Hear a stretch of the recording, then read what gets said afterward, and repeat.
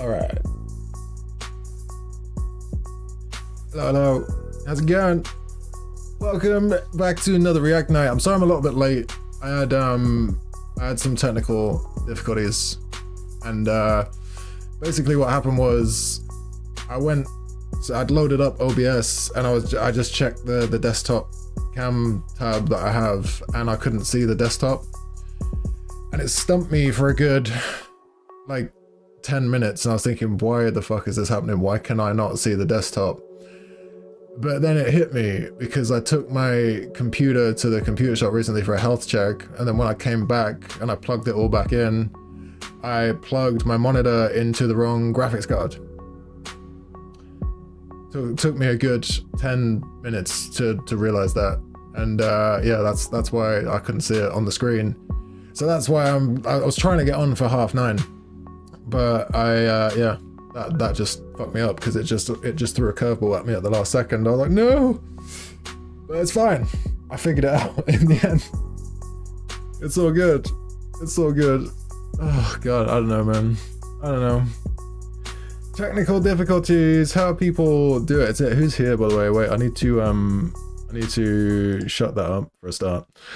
And then what else do I need to do on this bitch? I need to get the chat up so I can actually see who I'm talking to right now.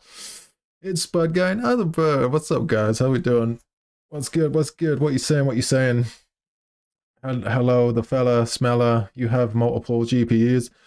Yeah, I do. I have the one that's built into the PC, and then I have like the one that's, because it's a gaming PC, so you have like the one that's kind of just built into the PC, but then you have an extra one to play games with. So that's why it's got two. So that yeah. Because otherwise I can't play games properly, because if the built-in GPU on my PC is shit, so it wouldn't. The only games you'd be able to play are like really shitty ones, because that's what happened to me when I first started YouTube and I started trying to record games. I had to get a new computer because my computer was just too shit. It couldn't run anything. So I had to buy a new PC in order to start a YouTube channel. So, but luckily I had some money left over at the time, and I just rinsed it all and just put it all into a PC. It's still not that great of a PC. It's still pretty standard, you know what I mean? It's nothing special, but it gets the job done. It's like it's what I need. What are you saying? Wait, so you're not an expert, but with built-in, you mean the one on the CPU? Yes. Yeah, the CPU. The GPU on the CPU is shit. So that's why you need a separate GPU. I'm not really a tech nerd or anything. It's just that that's why my guy Dave down at the computer shop is a legend. He was the one that built my PC for me. He just like took care of the whole thing. He's a ledge. Shout out Dave. He subs to the channel. I don't know if he ever watches, but but he's subbed. Maybe he does. Maybe he's here right now. Who knows? Probably not. But yeah, he's the reason that I can play games and record them. So yeah, one that's, yeah. So I only use one. My other chip. It's an Nvidia. What is it? It's a 3060 Ti, RTX 3060 Ti Nvidia. I think it was like £250. So it's pretty basic. It's nothing special because graphics cards go all the way up to thousands of pounds. You know, if you're talking like a 4090 or something like that, they're crazy. The prices of graphics cards get absolutely insane. You know, like putting the deposit down for a house, insane. Like, it's ridiculous, absolutely crazy. You got a 3050. Yeah, so yours is RTX 3050, or is that like the one under mine then, I'm guessing? Maybe, yeah, the lower memory version. Yeah, but that's still good. I mean, even if you've got like a 2080, you can still play majority of games even with that. So, you know, but I just wanted something that was where I didn't have to worry, you know what I mean? Like, I just get like a 3060 and that covers pretty much like 99% of games. Some games, like if you're playing like a AAA game or something, you might have to lower the graphics quality a little bit just to make it run smooth.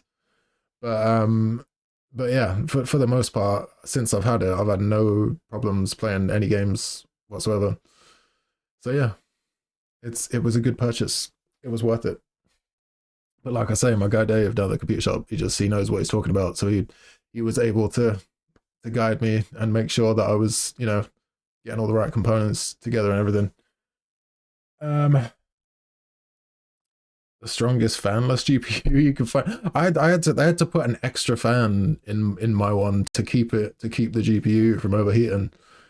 For some reason, that was just something that he told me. He was just like, we needed an extra fan because otherwise, if they gave it to me without the extra fan, it would have ended up like melting. So yeah, I think there's 3 fans in mine. I think I'm not sure. And you got the weaker version of the 3050. Well, you know what? As long as it's good enough, as long as you can game with it without any trouble, I guess that's kind of like the main thing, you know.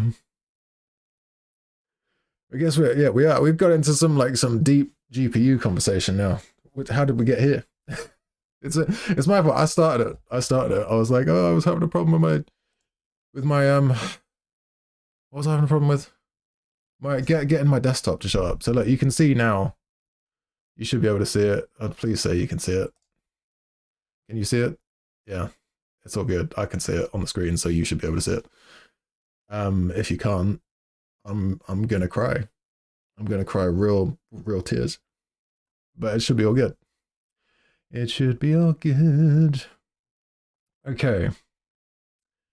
What else am I doing? So we are here. We're on the desktop. We are reacting to things. Eventually, I might just chill. I've got a couple of things loaded up that we can just chill with for a minute. Until other members of the troop come round. If they do, I don't know. I think Lumen said he was going to be here at some point. I haven't even got the chat up, so I can't see what you're saying. You know what I need desperately, more so than anything else right now?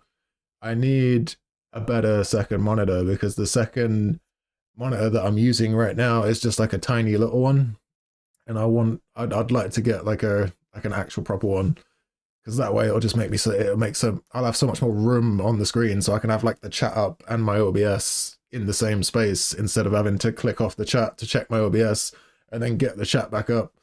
You know what I mean? It's a nightmare. It's a nightmare, man. Can you show a product for the React stream, or would that get you into trouble for doing like advertising? A product? What do you mean a product? Can I show a product? What do you mean? I know, and that is like the goal of this stream, by the way, is to not get banned. Because we have to tread lightly now, people. We've been warned. The YouTube mafia is on my ass. So we have to we gotta take it easy.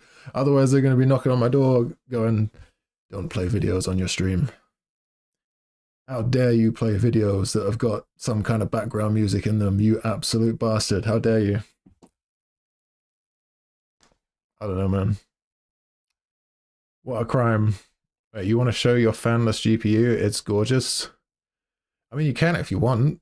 Why not? We got time. Do you want to? Should I search it? Do you want me to search for your GPU? What do you want me to do? Search for the GPU. What did you say it was? It was like a 3050 RTX 3050. What is it? Is it this one? There's so many different types. That's the thing. Even of the same thing, you know, there's like 20 different kinds of one GPU. It's absolutely insane. Is this? It's a palette cow MX. See what I mean? Like palette.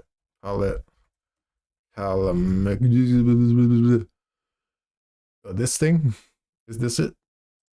Let's take a look at Curry's business. Good old Curry's. Good old Curry's. Is that the one? Is that what it looks like? This one hasn't got any fans on it though. So it can't be, can it? It's a really fun React night. We're on currys.com or .co.uk and we're looking at GPUs. This is what we're doing with our Sunday night now. That's a sexy card. Yeah, it's fanless. Also, that is your one.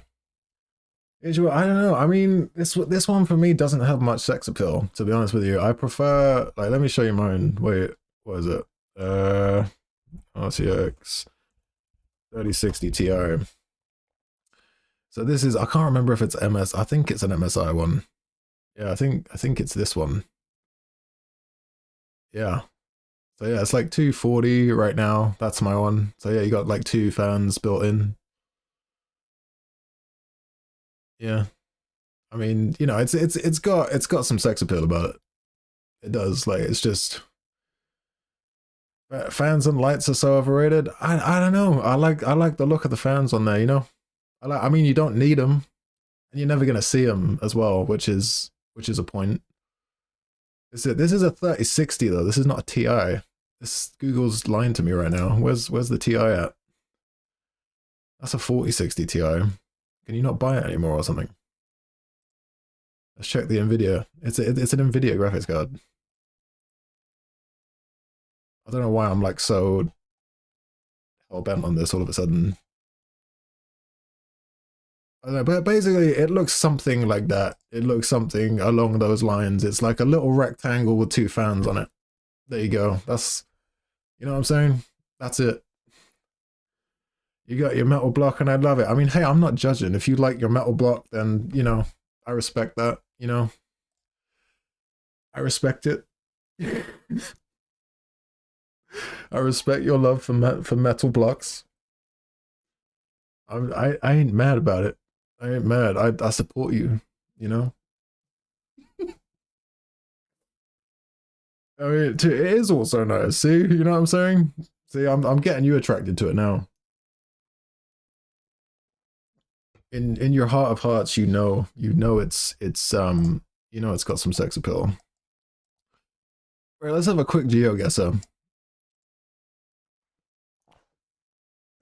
What has this become time to maybe go back to geo? Yeah, look, I'm way ahead of you. I'm already on GeoGuessr. I was already thinking to myself, like, we've been talking about GPUs for too long now. Way too long. Um, okay. What is this over here? This is a clue. Nendai. Nendai? That does nothing for me, actually. I have no clue. That does not help me in the slightest. But if you have any ideas, I mean, whereas there's a lot of vegetation going on, you know what I mean? Oh, and there's a road sign. Hang on, let me see if I can see what's going on with this road sign. Go slow. I mean, it's in English as well. I wasn't expecting that. There's like a little symbol either side, but again, I'm not recognizing anything. That did really surprise me, the fact that that sign's in English, though. I wasn't ready for that. I was expecting to see like a load of gibberish. 45 BRTF C Hetak, yeah. Could be India. See, I was thinking India as well. See, again, we're on the same wavelengths. It was the same shit last time with Spud Guy. He was like, "This is where you are," and I was thinking the same thing. And what is this? What is? Oh, it's hang on.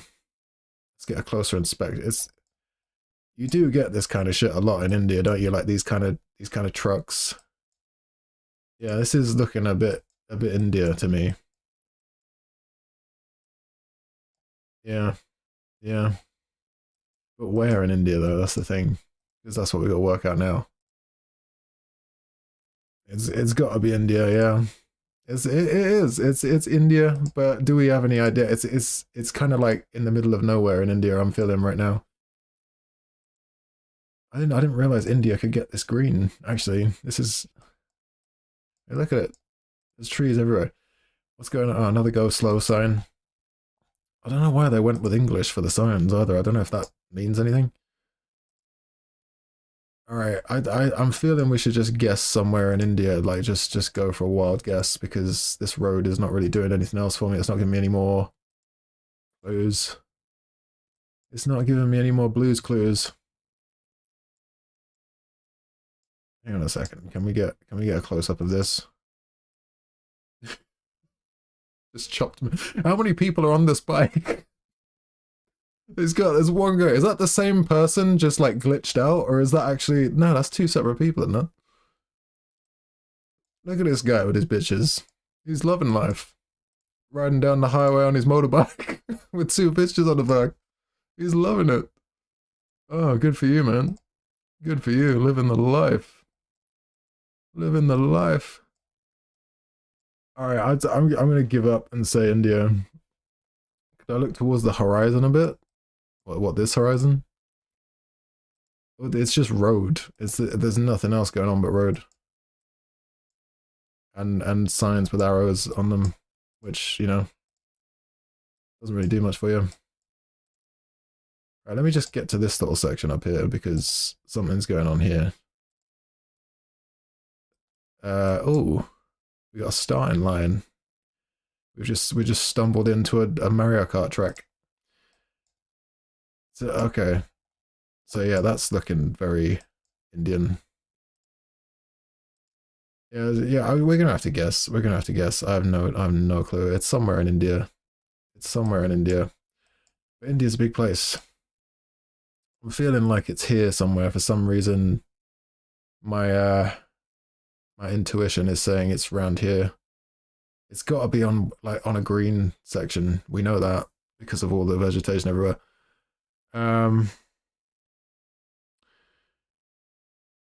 Okay, let's try here. Wow. So far out. I mean, it was in India. At least but it's right on the border between India and Pakistan. So where actually was it then? Oh my god, I haven't got my thing on my headphones. Where does the music come from? On Earth?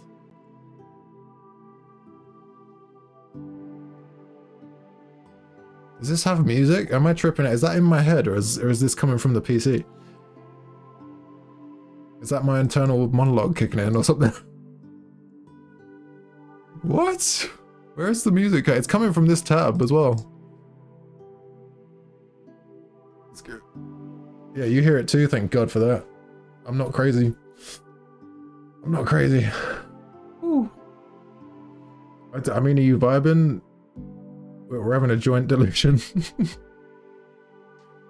Are we vibing with the music or do you want me to shut it off?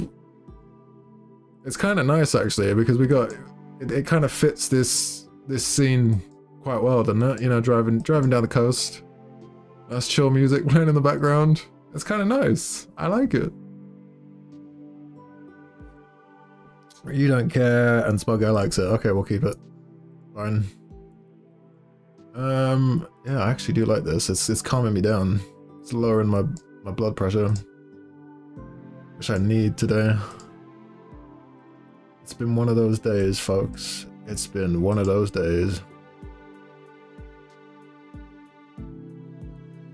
Right. What is this looking like, landscape-wise? For some reason, I don't know why, I'm thinking like New Zealand or something. Yeah, this is a beautiful landscape. Cloudy day, but beautiful place. So right now, my mind is saying you're in New Zealand. But I don't know. Because right now we got nothing but endless road going on, so... Well, what are we feeling? Seems British to you, or somewhere north of Europe somewhere? Really, it's weird how we're all like in different places with this one. We're normally kind of in the same camp, you know what I mean? But now we're kind of way off. I mean, I don't know why this is saying New Zealand to me. I think it might just be kind of like the mountainous landscape, maybe. But I could, you know, I could be completely wrong. Like, it could be Britain, it could be somewhere north of Europe. I have no idea. Cows! Don't have a cow, man. Well, I mean, again, cows doesn't really narrow it down, does it? Because there's cows everywhere. Cows everywhere. Are these like specific kind of cows that you only get in one part of the world or something? Because I know nothing about cows. That cow's lost its head. Look at that. This cow has no head. That's amazing. How's it still standing? How did it lose its head?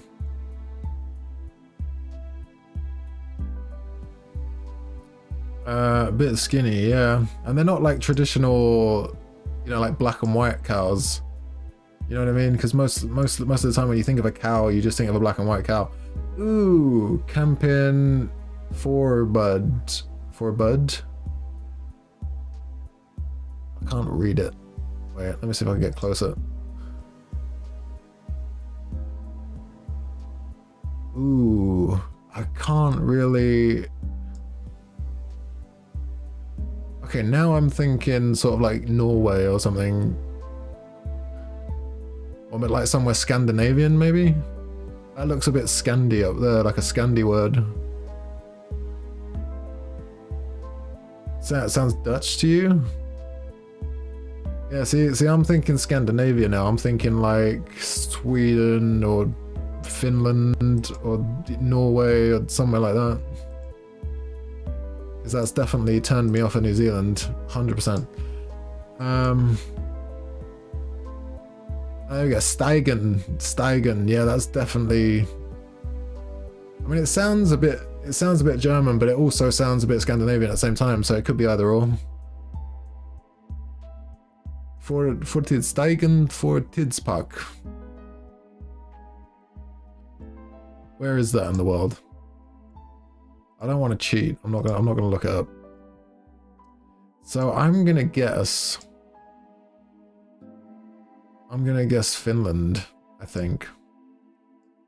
What are you guys feeling right now after seeing that? Let's see what that red sign says. Wait, let me go back.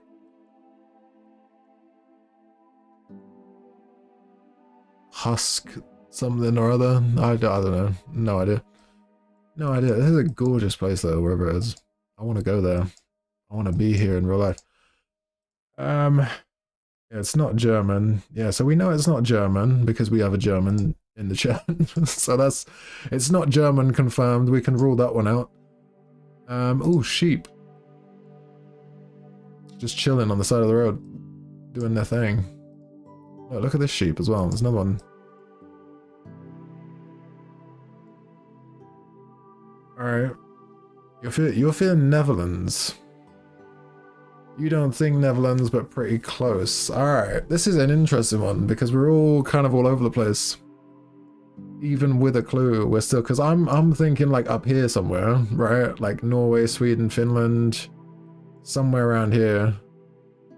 So you guys are down here in Europe, like North Europe. I don't know, you know. You know what? I'm gonna go. For me, it's between Norway or Finland. I could be completely wrong, but I'm gonna go. My heart of hearts is saying Norway, and I'm gonna go. Ugh. It's obviously on the coast somewhere. We know that. I'm gonna go somewhere around here. We're gonna go. Oh, Stein. That's a familiar. It's all right. I'm gonna go with Stein just purely because of the word, right? All right. Your second guess is Denmark. All right. Let's find out. Drum roll, please. Let's go. Let's go. Oh my god.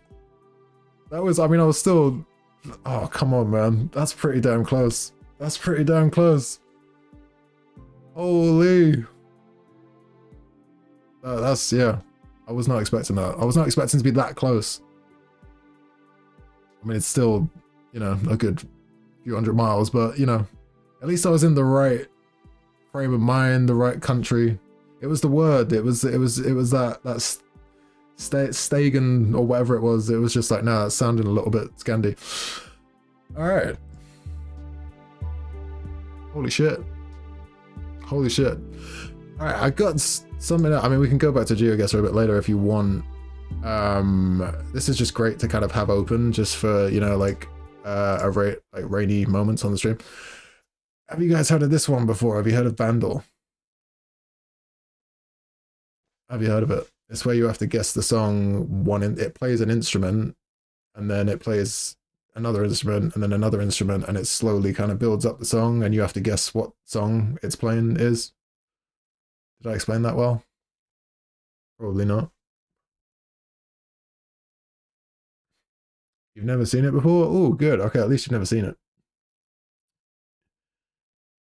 Oh, so neither of you have seen it. Okay, this is cool. So they do a daily one where, okay, so we have this here, right? So the clues are at the top. So it says, guess the song played by the band. It's released, these are the clues. It's released in 2013. It's got 2.4 billion views on YouTube, and it's medium difficulty. And we're going to start with the drum and bass line. So if I play this.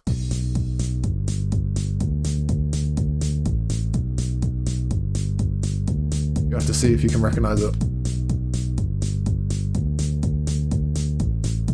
Not recognized it so far. I mean, it sounds a bit clubby. Sounds like a club hit. Any guesses? What's up, Lumen? How's it going, man?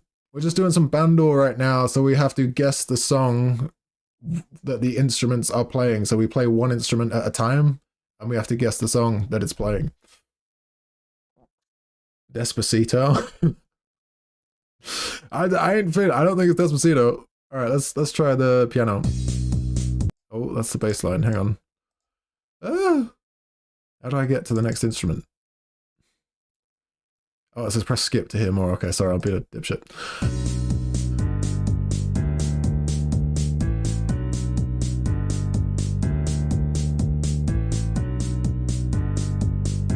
No, I've got no clue so far. So it's definitely some kind of club hit, but I've got no clue. Anybody else? You just everybody's just going for Despacito. Okay. All right, let's see if we. Oh. Oh, I don't know. Away through the dark. No, is that Avicii? And the sunshine across my eyes. Is it that one? What's it called? Oh, what's it called? It's that one, isn't it? I think it might be. It sounds a bit like it.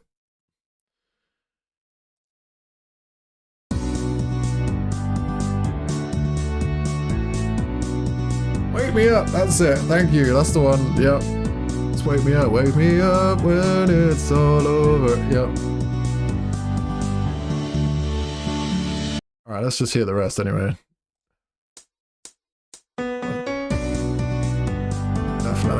Definitely. And I'm older.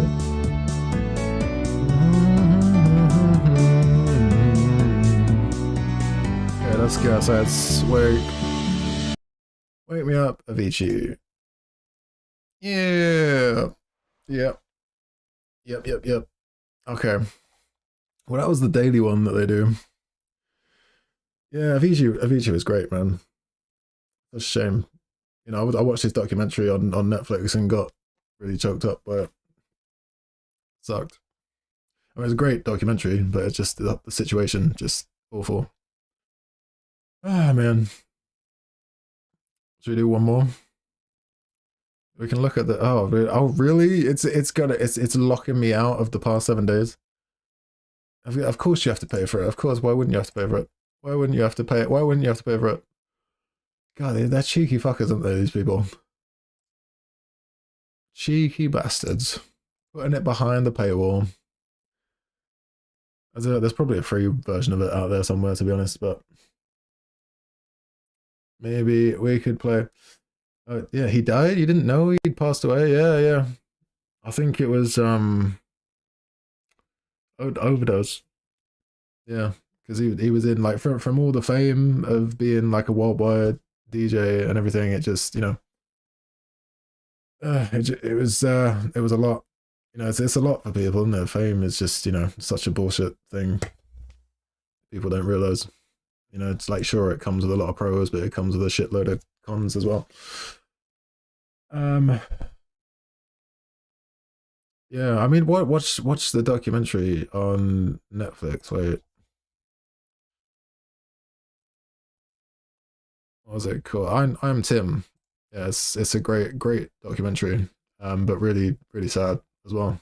But it basically just takes you through his life story and how he came to be a DJ and how he got famous and how he grew. And you know, this guy was everywhere in the industry. At one point, he was you know, he was working with all the names, man. Everybody wanted to work with the guy because he was just one of them that was just so intuitive with instruments and music software. It just never took him long to write a hit beat. You know, it's kind of like Benny Blanco as well. You know, he's another one where if you think of a really famous song, chances are he was something to do with it. You know what I mean? It's like Avicii was the same, in the same kind of category. It's just like you think of a really big song, chances are he had something to do with it. Yeah, really talented guys. Amazing, amazing stuff. But yeah, it's just such a shame. Such a shame. Um, Netflix got a documentary for everything. Yeah, they do. There's nothing they don't have a documentary for on Netflix. But yeah, well worth a watch. Well worth a watch. Right, what are we? Did we want to start reacting to shit? Because this is behind a fucking paywall. I can't. I had no idea. The Daily isn't behind a paywall, but everything else is. So you know what? Screw them. Screw them. Um.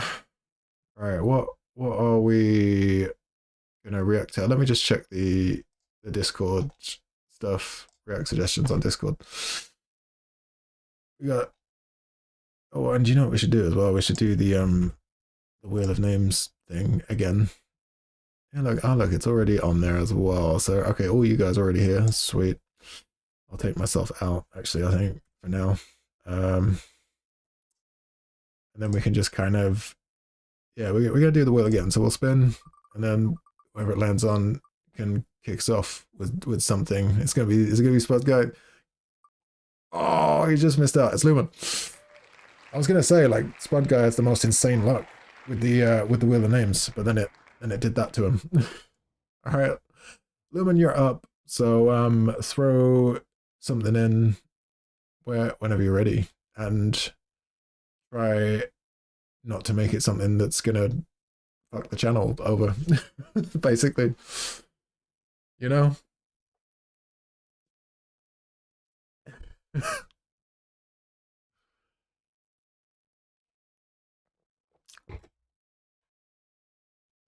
All right, here we go. What do we got? What is this? Sydney Barber tapes found footage horror films. Sweet. Okay. This should be fun. Let's find out if it's fun. Right, on October 2nd, 2008, 19-year-old Sydney Barber, an urban explorer, disappeared while investigating an abandoned research facility in Maricopa County, Arizona, is that? The area was searched by several different government agencies, all of which claimed that no trace of Sydney was found. Okay, is this true? Or is it like creepypasta? So it's always way scarier when they're true.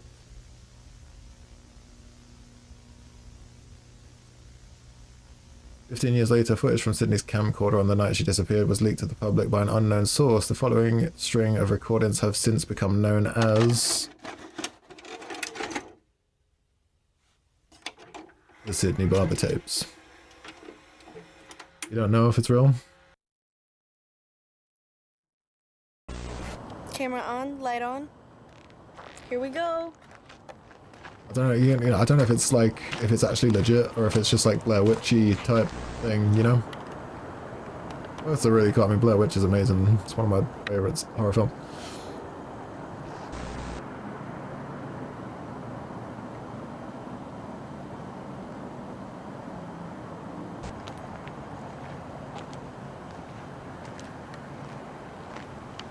You gotta love a bit of found footage stuff though, haven't you? And yeah, it does look like creepypasta. Yeah, I wouldn't be surprised if it was fake. I mean, it's, you know, it's the internet after all. 99% of the stuff that's on here is bullshit.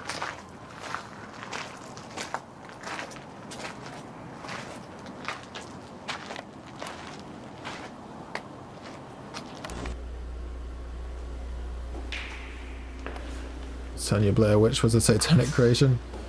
They always do. Anything related to witchcraft is satanic, apparently.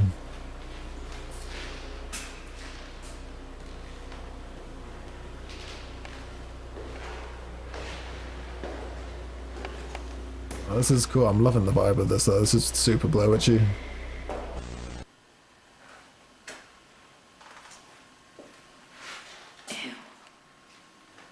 Ew.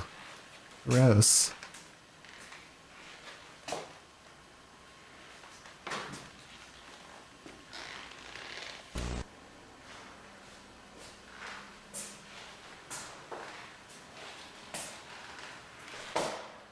Fuck that. That would be my response as well. I would say the exact same thing. Fuck that.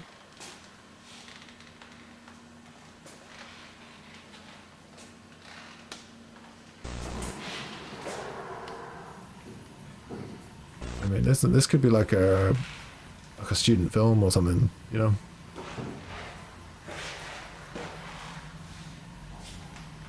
Yeah, but I would love to do something like this. Do like a found footage film. Just walk around an empty building in the middle of the night, scaring the shit out of myself. Thank you, Dr. Miller, for coming in on such short notice. When we started, Yeah, it's definitely I fake. know that you were working as a laboratory technician on the night of August 8th, 1953. Is this correct? Yes, that is correct. What can you tell us about the incident in room 24? I was in my office finishing up charts for the day. I heard screaming. I ran out and Dr. Reynolds. Oh, Jesus. Where was Dr. Reynolds? He was everywhere. On the ceiling, on the floor, the walls. Where was asset 0235? That thing is no asset. It's a monster.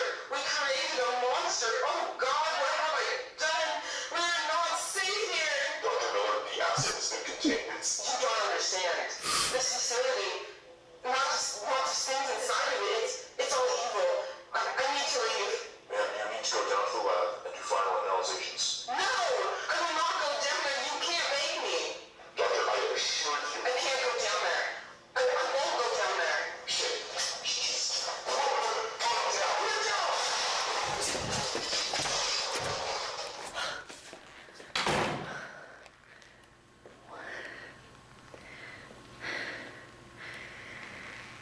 This is like a found footage horror game, but like a live action version. That's it's just I love playing these kinds of horror games. Like you get some of these on itch sometimes.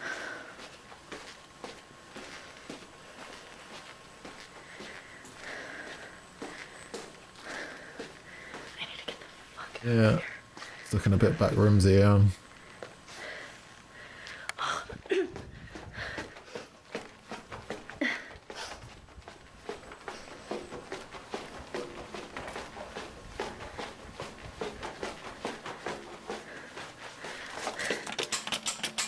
God, please.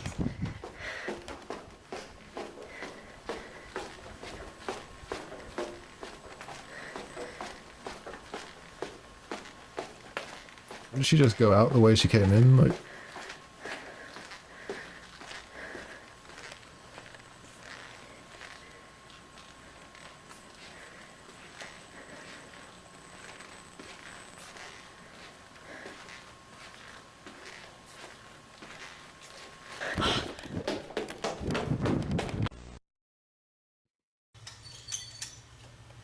oh.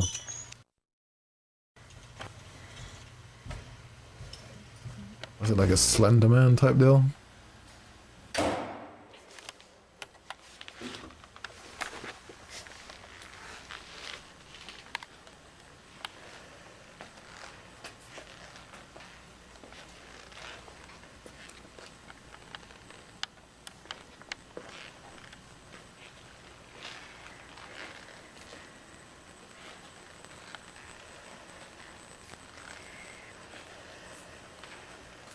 The jump scare coming soon. I can feel it.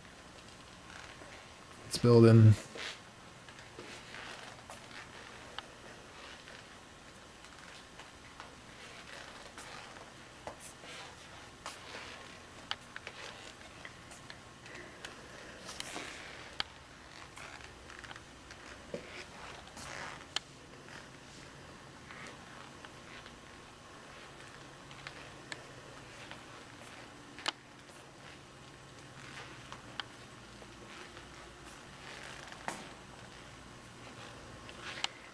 Yeah, these kind of videos are fun.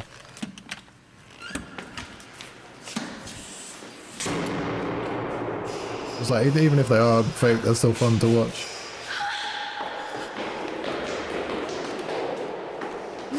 It's like, just some random person with long fingers.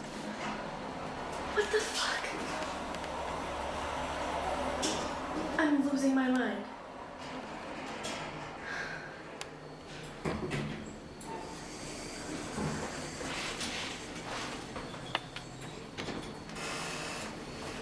Nice carpet.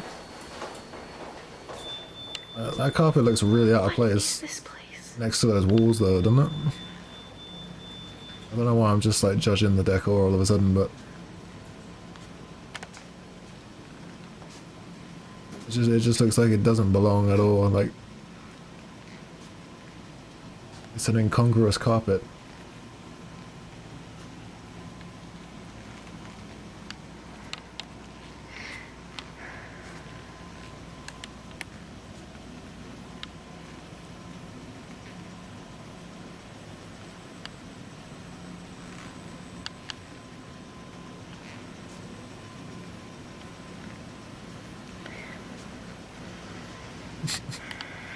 It does look. It does look surprisingly squeaky clean for an abandoned building. It really does. Oh, I've never. That's such a great point. I've never seen an abandoned building this tidy and well organized.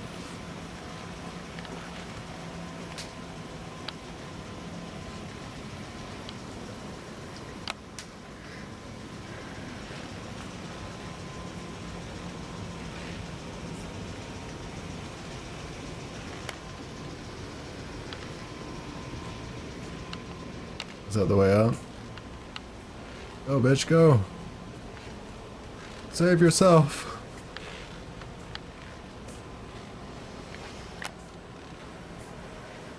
Why is she moving so slowly? Surely if you're trying to get out of the place, just as soon as you see that exit door, just bolt.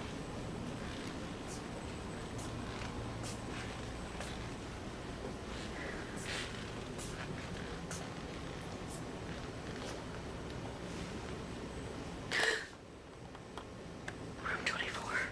I forgot about room 20.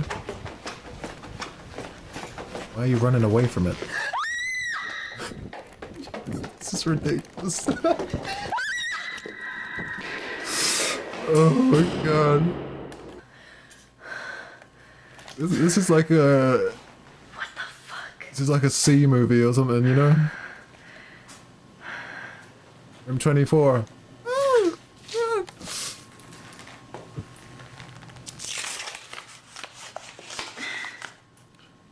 You wanna get... If I was in this situation... Who's there? You know who's there. It's the guy with long fingers.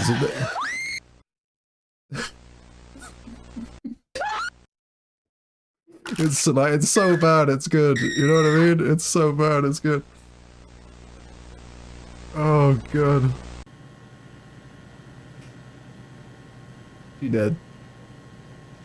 You just see a shoe over there in the corner as well.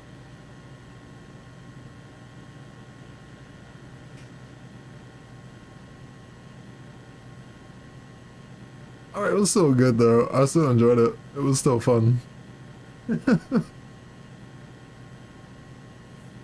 Oh, it's just one of them things, like, one of those things I love to do is just, you know, when you just purposely watch really shit horror films just to take the piss, like that's kind of what I was getting from that. But yeah, it was fine. It must have been really fun for them to film, you know. I must have had a lot of fun with it. Well, it's like, but this girl's movements are making no sense. Like she's creeping around the place. She's trying to get out, but she's walking at 0.2 miles an hour. And she's right by the exit door. Hang on. I ain't done with this yet. Look. The exit door, right? Yeah, she wants to get out. She wants to get out of the building. Wait. Doesn't that say exit? I mean, you can't really quite make it out. But she's trying to get out of the building. That looks like an exit. And then she walks down, turns left, and goes, room 24, and then runs away from the exit and gets murdered by long fingers. I don't know. Maybe it was locked. I don't know, but did she try it? I didn't see her try the door. I don't know. Who cares? It's fake anyway. It doesn't matter. It doesn't matter at all. But if it was real, is what I'm saying, you know? Just don't hang around. Don't be that person in the horror film that's making all those weird decisions, like running upstairs instead of running outside, you know? Oh, I heard a noise. I better run upstairs and shut myself in the cupboard instead of leaving the place where the evil thing is. It stole our kicks, man. Man, maybe that's why. Maybe that's why it was trying to get her, because it just wanted the Converse. It's a fan. It's a Converse fan. It's a Converse fan.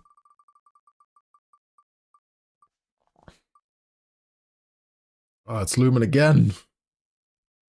All right, Lumen, what do you want to do? Well, we'll give Lumen an opportunity. So you can play. You can give us another one, or you can pass go, and you can give your go to somebody else. What's it gonna be?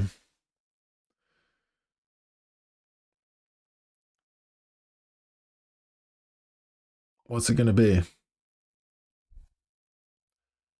We should really like play some music for these moments, shouldn't we? But then again, we can't because I'll get banned. Can't play music on YouTube. You said oh, you said respin. Sorry, I thought you were saying respin. I thought like that was a word. Jesus. My bad. Okay. Oh, it's gonna be you again, isn't it? For God's sake. Oh god. I should put like some extra names in there, or multiple. I should put you in like multiple times or something. There we go. Other bird. There we go. All right. Other bird, you're up. You're up. Let's go. You got anything locked and loaded? What you got? Chuck it in the Discord if you do. I'll wait. It's fine. Maybe should always take out the previous winner. Yeah, that's a good point. Actually, I'll do that in the future, just so we don't get the same ones over and over again. But did you have anything ready to go? Sec. Okay. See, it's times. Hang on. I'm just thinking. Let's just play this for the meantime. Because I know this is copyright free, so it's fine.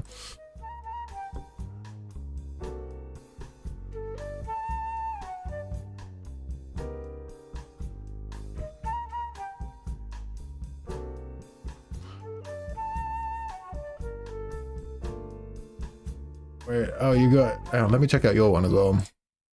What one did you? Is it actually copyright free? Are you sure? Wait, let me pull it. No!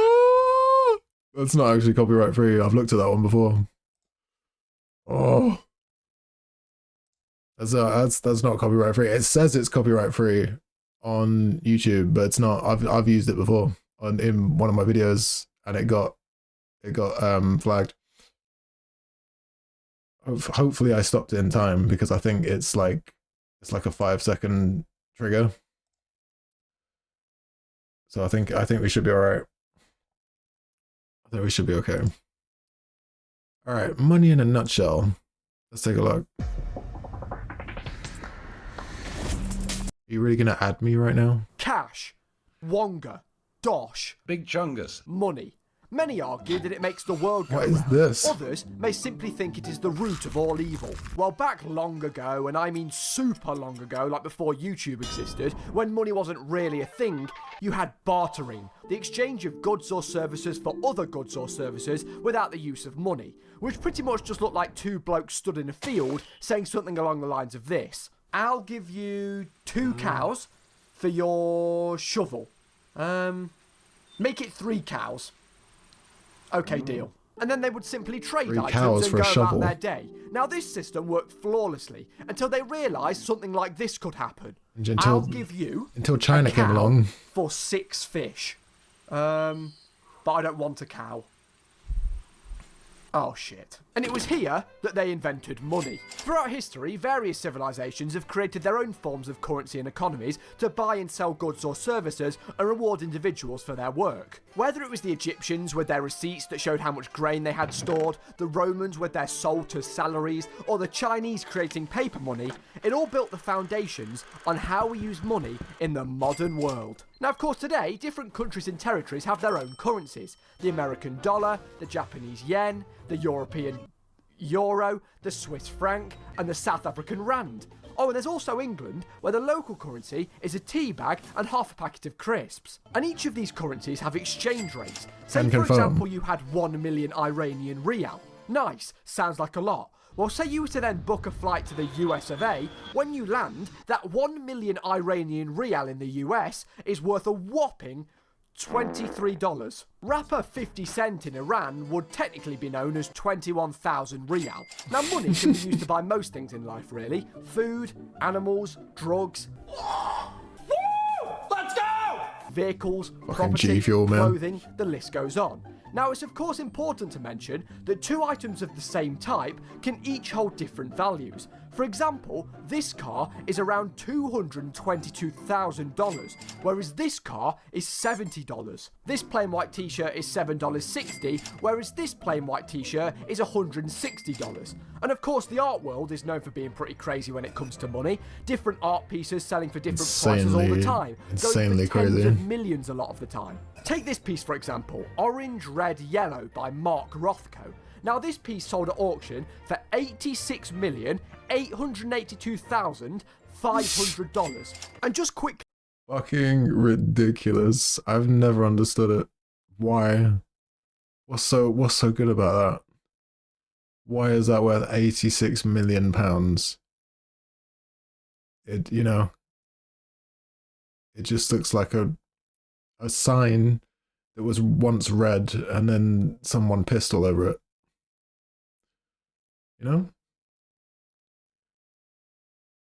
Like all the shit. Even if you go to like one of the art galleries in London or wherever it is that you are, go to one of the top art galleries. You see shit like this everywhere, and you're looking at it thinking, I could do that so easily, but no one would give a shit if I did it. There was one. I went to the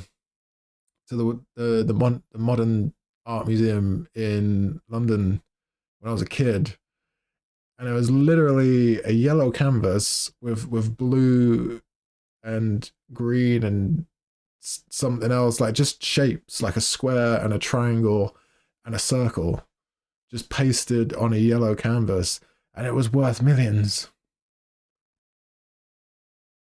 I think, do you know what it is? I think what's done it is it's just rich people having too much money and not knowing what to do with it. That's what it is.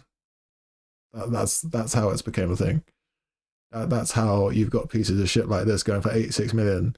It's because they just don't know what else to do with their money, So they've just given value to something pointless to validate their small penises or something. I don't know. Yeah, money laundering is a big one. Yeah, actually, there's a lot of modern art museums laundering. believe Good it point. or not, I've actually seen this painting in person. And now I know what you think I'm going to say about it, especially with that price tag, and fair enough. I mean, just look at it. But no, hear me out. It's commonly said that Rothko's pieces were created to evoke an emotion from the viewer due to their sheer size and use of colour. And honestly, when you're stood there in person in a dimly lit room, just you and the painting as it stares back at you, the way Rothko intended for the piece to be displayed, you start to realise, wow, this really is shit. But anyway, if you think Rothko's work sold for a lot of money, now compare it to this piece, which It's sold like, for... is that the emotion he's trying to invoke? Just like anger, frustration? Because I guess that kind of does work. $105 million. Like, it doesn't mean it's worth $86 million though. Except it didn't, because it's a liquidized photo of PewDiePie's face that I made in Photoshop 5 minutes ago. And it's pretty common knowledge that the most expensive item currently known to man is all the DLC for Farming Sim 2019. And it's not just objects that hold worth, individuals also have net worths, an accumulation of the value of all of their assets. There's Bill Gates at $123.3 billion, the mastermind behind Microsoft, one of the big five, creators of the Windows operating system, inventors of the Xbox, and pioneers in the technology industry.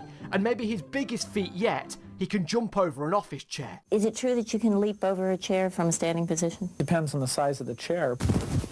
Elon Musk at $153 Is that a real billion, thing? What the the brain fuck? behind such companies as Tesla and SpaceX, electric cars, flamethrowers, funny, relatable memes, launching rockets from the Earth left, right and centre, all with the goal of colonising Mars in our lifetime. And James Dyson at $9.7 billion, who made some Hoovers and stuff. This is a review for the Dyson V7. Money isn't a simple concept either. And hand In fact, dryers it can as be well. quite the illusion. Take this for example. I'd never pay that. The shipping is way too high. But this, on the other hand, oh baby, sign me up. Or how that about shit all the this? time. This is extortionate money. What do you take me for? If you ever think I'd pay this much, But you'd be when asking it's for second thoughts. $99.99, And there's yeah. one ancient word that can summon huge crowds into frenzies, battle-like scenarios in fact. Sale. The battle of Black Friday raining terror across all stores, like the front line of a war zone with warriors in pursuit Absolutely to save some insane. shillings. Only the greatest can come out on top and acquire the treasure. Work to earn money, spend money, store money, sell things for money, donate money, print money, don't do that, destroy money, don't do that either, and if you're feeling lucky, gamble your money in the sacred lands of Las Vegas, and either win big or lose it all, and then fall into reams of crippling debt and be forced to beg for money.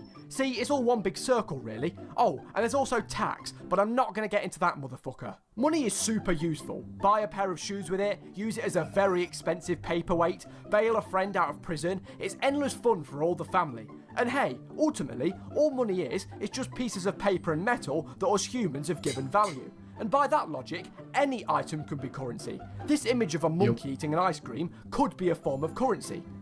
I mean, it isn't yet, but it could be, and believe it or not, physical cash is only 8% of the world's money. The other 92% is in the form of in-game microtransactions. And as for the future of money, who knows? Maybe physical cash will be wiped out entirely, with all money and transactions becoming fully digital. I mean, with the recent explosion of where it's going. cryptocurrencies like Bitcoin and Ethereum becoming bigger than ever, and stock market scandals left, right and centre, your guess is as good as mine. In 2021, there's thousands of ways you can make money, from starting a successful business, creating a unique product, finding yourself in the middle of a Mr. Beast video. My husband had a heart attack about a month ago. Or starting a YouTube channel for children. There really is more options than ever when it comes to earning money. And with all of that said, goodbye. Bye. That was funny. This was pre-NFTs? Yeah, I was gonna say I was wondering why that didn't come up actually, because they were being looked at as a form of currency at one point, but they fell off pretty quick. I never hear anything about NFTs anymore. They fell off pretty quickly. Are they still a thing? I don't know. But I don't know how on earth people were making millions out of those things. You know, like the ones that had, it was like the ape club or something, they were just like pictures of apes, like animated colorful apes going for millions. I don't know. It's a crazy world, isn't it? It really is insane. There's just no end. There's no end in sight to the lunacy and to the pointless shit that we give value to. I don't know. All right. That was kind of good though. I was like, when that video first started, I was like, are we just like having a lesson in currency right now? But yeah, I see why you threw that up. That was pretty good. Spud guy won the spin. Is he still alive? Yeah, rich idiots with nothing to spend their money on. Yep, and there's this whole thing that comes along where it's like, oh, it's going to be the next big thing. So you got to jump on it now because you're going to miss your opportunity, and people do it. You know, people with money, they're just like, oh yeah, I'll buy myself some ape pictures because you know they're going to be worth tens of millions in a few months, and so sometimes it works out. I mean, look at Bitcoin. The people that invested, I know people that have invested in Bitcoin early on, and like my sister's friend put a shitload into Bitcoin when it was nothing, and now they're rich as fuck, and they bought a house and a car and everything. So sometimes it works out. It's very rare that it does. Like when somebody comes along and they're like, "Oh, I've got this real opportunity for you to put your money into," everybody's like, "Yeah, okay, it's just another bullshit thing." But there's a 1 in a million chance that it is gonna pay off, and Bitcoin was one of those things for a lot of people. But I didn't even know what it was when Bitcoin was up and coming. I've actually got a little bit of Bitcoin now, but when Bitcoin was up and coming, I didn't know it existed, and I wish I did, because I'd be living in I'd just be living the high life basically. But I'm definitely not. Definitely not. All right, okay, Spud guy's looking.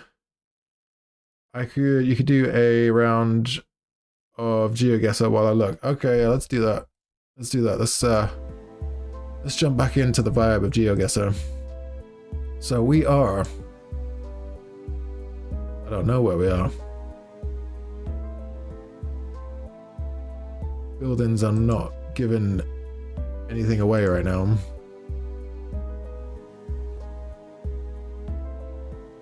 They're like a little, you got like a little tuk-tuk thing. It could be India again. Yeah, it is looking a little bit Indian. Like it's these things are a dead giveaway for India. Whenever you see a little tuk-tuk, massive giveaway. But whereabouts? That's the problem. It's looking like the same shit again. Let's try. Hang on, let me find India. There it is. Because last time it was up here somewhere, wasn't it? So let's try like a little bit further down.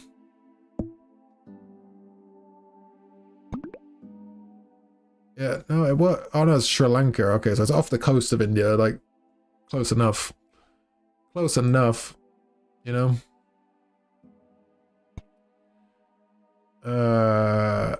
Okay. How's Spud guy doing? Let's do another round while we're waiting. I'll wait for him to jump back into the chat. Ooh. Okay, road signs not giving me anything right now. What about this speed sign up here? Yeah, it's looking a little bit American actually.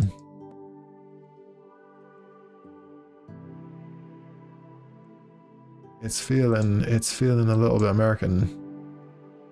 But then again, Sumter County Road. Yeah, this has got to be American. Somewhere Southern America, maybe.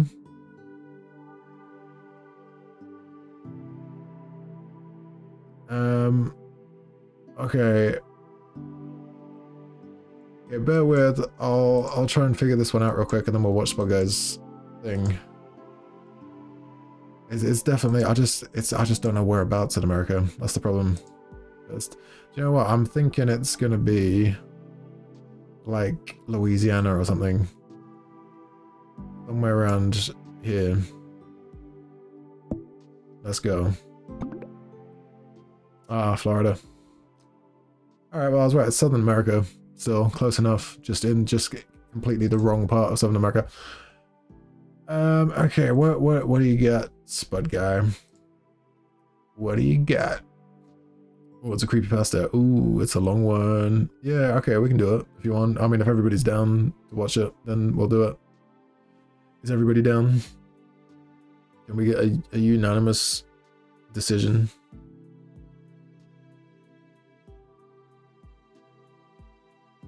Was it SFM creepypasta? Yeah. Oh shit. Sorry, I forgot about the cheat. I guess some music. You know what? It's so chill that I was just my brain wasn't even hearing it. Yeah, it's a good one. Okay, let's go. So it's a creepypasta. It has no face.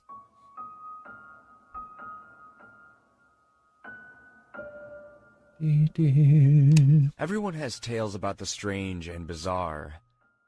My story is about how my ski mask saved my life, and continues to save my life to this very day. Late in December, I was traveling north from California to my home state of Oregon. Nothing fancy, I was just going to visit the family for the holidays. On my way north, I hit a small snowstorm. Nothing awful, just a lot of snow falling at once. I wasn't worried about the small increase of snow at first, considering I had snow tires installed before I started my long journey home. I did, however, get a little hesitant to drive when the snow started to really come down. The large amount of falling snow, coupled with the large amount of already littering the ground as I traveled higher into the mountains, caused me to consider finding a place to stay for the night. I figured I could get some sleep while the storm passed over. That and the fact that I could give my car's heater a break before it would decide to burst into flames, or worse, just stop working altogether. I scanned as much of the landscape as I could, but there were no buildings in the immediate area. The only other option I had for my predicament was to keep driving and hope there was a town or exit nearby that I could take in order to escape from the storm. I must have been driving for at least an hour before I saw a sign up ahead indicating how far the closest city was. My heart sank a little when I read 162 miles, as it flew by my windshield and vanished into a snowy night. At this point, the snow was beating against my windshield, and I knew I wasn't going to last 162 minutes, let alone miles. The digital clock on my radio read 1:21 a.m., and I decided that the next turnoff I saw, I would take and hope that I could find a neighborhood that will produce some results on my current endeavor. My thought process was either freeze to death in my car or stay the night at some random person's house. Weighing the two options in my head, I picked the only thing a sane person would pick and tried to find a house. Another 30 minutes flew by and still no luck finding a place to pull off. Just when I was starting to lose hope, I saw a turnoff in the distance. A small shape started to make its way closer into my headlights, and on further inspection, it was revealed to me that there were two wooden poles that possibly belonged to a fence. When I turned onto the road between the two wooden poles, the ground beneath felt rocky and rough, like I was traveling on gravel. I didn't drive for too long before I started to see a small cabin creep into my field of view. The lights in the cabin were off, but the place seemed to be in fairly good shape. I parked my car under a tall, wild-looking tree that took residence on the cabin's front lawn. Getting out of my car, I immediately grabbed my extra jacket and put it on, also pulling the ski mask I wore around my neck up over my ears to keep heat around my face. After putting my cap snug on my head, I trudged up to the cabin. As I traveled through the cold, windy night up to what I felt was my salvation, I immediately regretted not getting any gloves for my hands. Despite the irritation I had with my hands, my face and the rest of my body were comfortably warm, so I didn't have much room to complain. I stuffed my frozen hands deep into my pockets and continued my journey across the cabin's lawn. As I made my way to the door, I noticed something a bit odd. There was no indication of life anywhere. There wasn't even a car in the front yard.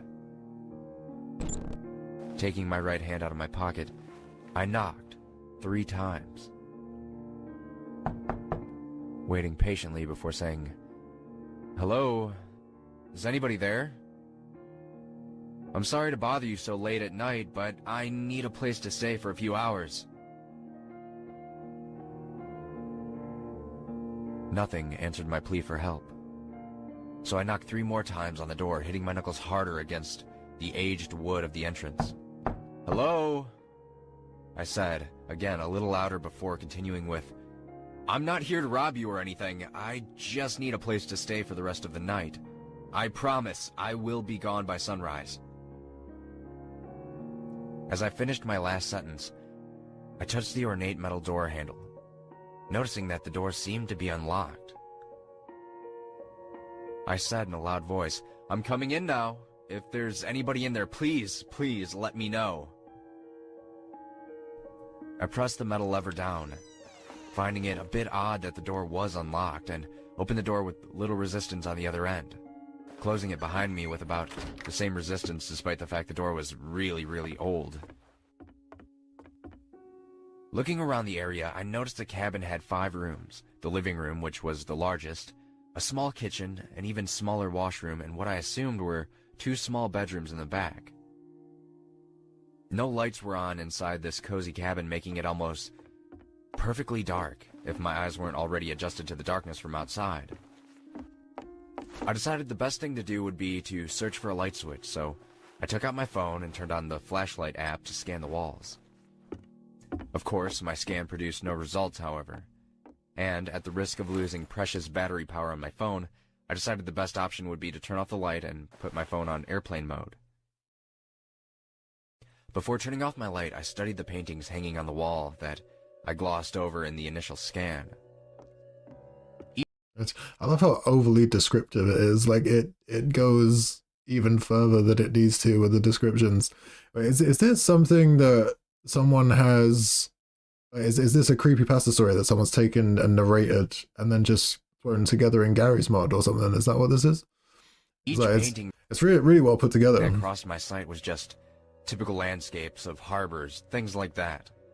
There was a painting that looked like a fox hunt or something similar, but other than that, it was just typical paintings you would see hanging on the walls around an elderly person's home. There was one painting, however, that did catch my attention. The painting was small and consisted of what looked like 2 adults, a mother, father, a teenage girl, and a small child. Okay. The family captured in that painting were wearing what looked like Victorian-era clothing. I'm only guessing about the clothes. Source It could filmmaker. have been from the 1800s or early 20th century. The point is that the clothing was very ornate and regal. There's something really disturbing about the image, though. The faces of each member of the family appeared as if they were smoothed over with clay. Ooh. It's kind of hard to describe, I know, but the 3 family members looked like they had no facial features.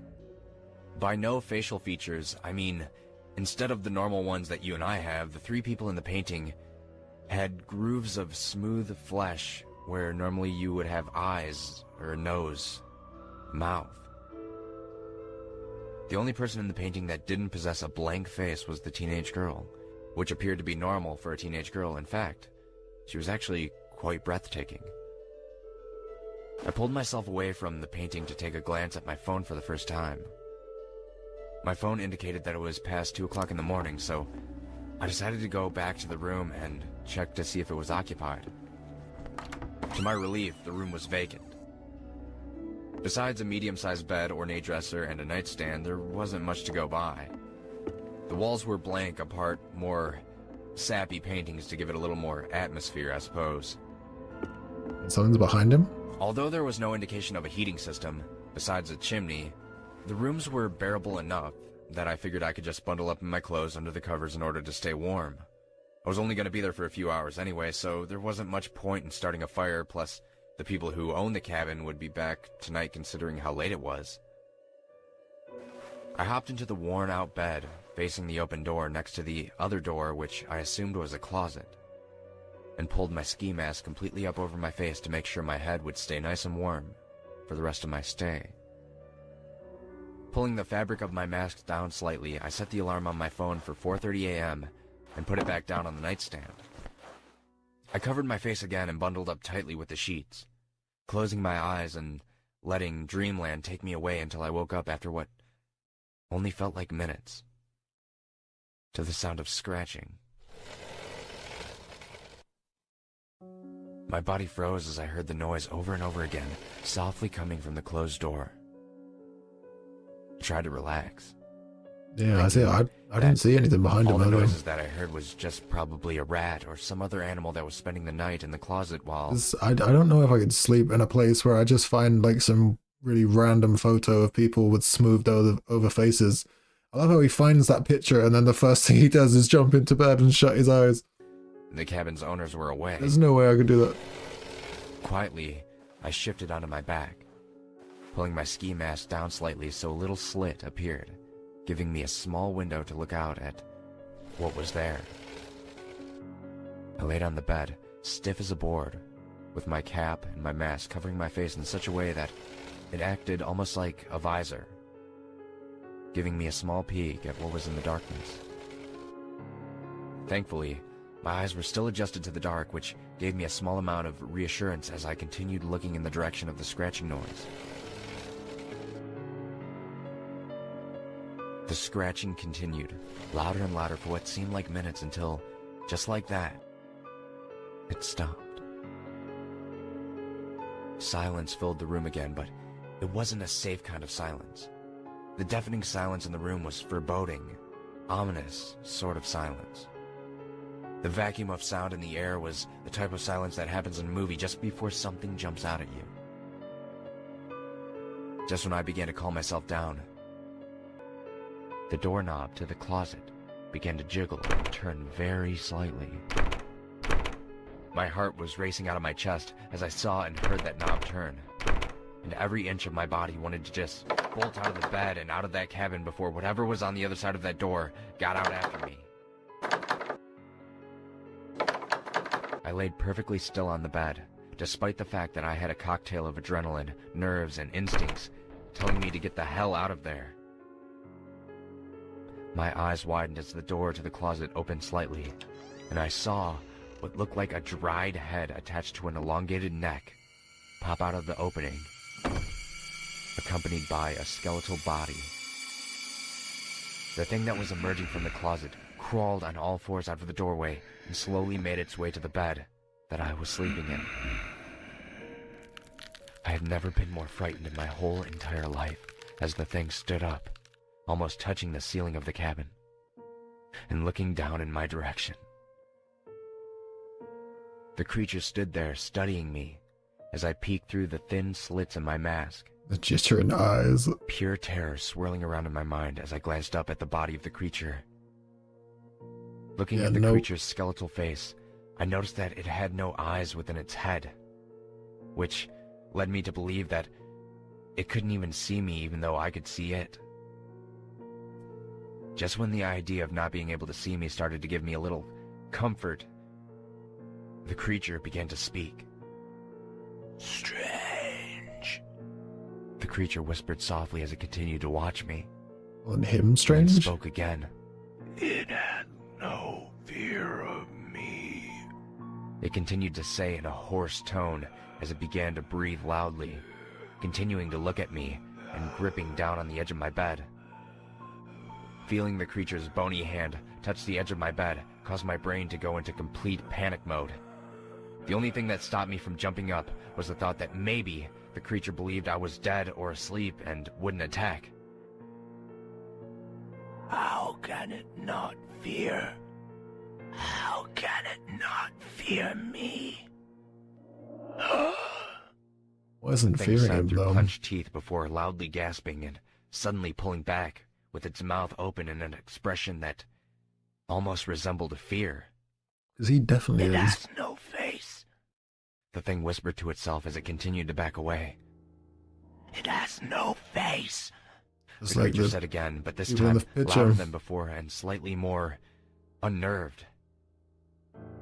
"No face," the creature shouted as it backed off further away from the bed. I heard the thing breathing loudly and quickly before calming down and slowly returning to the side of the bed.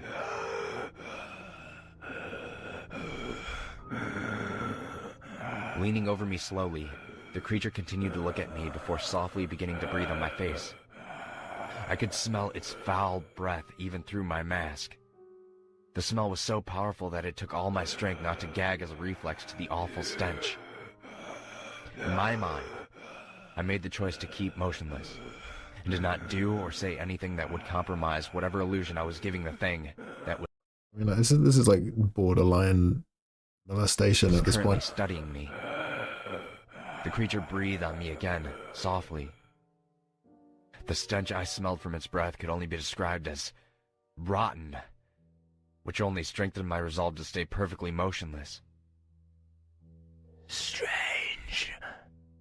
The thing whispered at me again, leaning in close to me to the point where I could see and smell its decaying flesh. The creature slowly reached for me, its hand moving slowly towards my face. With every inch that decaying hand moved, I couldn't help but feel my situation becoming more and more dire. I thought that this was it for me. The creature would kill me tonight, or take me away and torture me, then kill me, and no one would know what happened to me. No one would find my body out there, and no one would know my story. I could feel tears start to well up in my eyes as I thought of everyone I ever loved being yanked away from me in this one very moment.